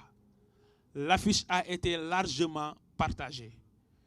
Mënuñu nekk nag ci champ politique boo xam ne ñun bi ñuy nekk ci opposition bi ñu demee ba mu dëgër ba ñu am doole kenn nangootul débattre ak ñun ñi ñëw pouvoir à l'Assemblée nationale bu premier ministre di ñëw te loolu musul am ci histoire du Sénégal tous les 3 mois mu ñëw taxaw ci kanamu assemblée def question d'actualité au gouvernement opposition bi du ñëw excepté quelques-uns. Léegi bu ñu leen woowee ci cadre boo xam ne société civile bi moo ko woote ci société civile boo xam ne kenn mënu wax ne Pastef nañ faral kenn du xool Malal ne Malal Pastef la faral ndax xam nañ liberté de ton kenn du xool Thiat ne Pastef la faral kenn du xool Khafor wala keneen ak keneen seen xalaat nañuy wax ci réew mi. bu ñu leen wooyee ci champ boobu ñu ne duñ ñëw man leader laa du ma wax kii Sénégal li fi am dafa yomb da ngay dem fii Dakar nga compétir ci élection législative nombre de voix yi nga am nationalement tête de liste Pastef Dakar moo la ëppale voix yow li mu am ci département Dakar nga yor sa benn puxu su parti nañ waxante dëgg législative 2022 bi ngay nekk député plus fort reste nga nekkee député mais Ousmane Sonko bi mu ko nekkee après dafa évoluer am 15% après mu fal maire fal député fal président de la République yow nga jugee plus fort reste munoo évoluer sa électorat day wàññeeku nga mën a taxawaat naan man leader politique laa du ma wax ak diw man su ma neexee ma créer un mouvement ëllëg suba ma ne man leader politique laa du ma wax ak diw. Si l'honorable député Aïssata Tall Sall ancien ministre de la République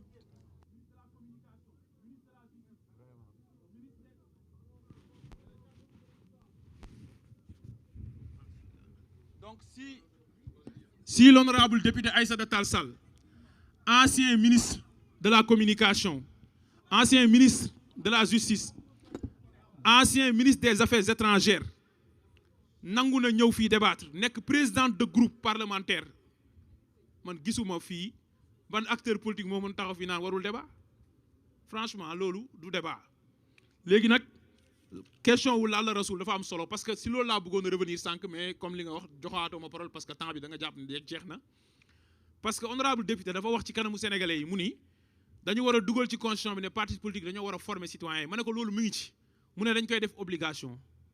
La constitution n'est pas une loi c'est un totem waxin la constitution ay principes généraux lay teg loi yi ñoo koy complété tey code minier code pétrolier mooy réglementer la gestion des ressources naturelles constitution bi dafa wax les ressources naturelles appartiennent au peuple nii ne nii ak nii nañ ko war a gérer parti politique yi constitution bi dafa wax globalement seeni devoir waaye bu dee ci élection code électoral la bu dee ci seen doxalin dafa am loi boo xam ne loi 81 la mu am texte 83 am texte 89 daaw bi ñuy def dialogue sur le système politique waa Y'en a marre ña nga fa woon Thiat mu ngi fa woon Malal ma nga fa woon dañu proposer ñun ñëpp nañu rationaliser les partis politiques ci texte yooyu nañu wax ne obligation au parti yi ci formation des citoyens dañ ko ci inscrire pour adapter ko ak constitution bi am 2016 parce que la constitution a été postérieure.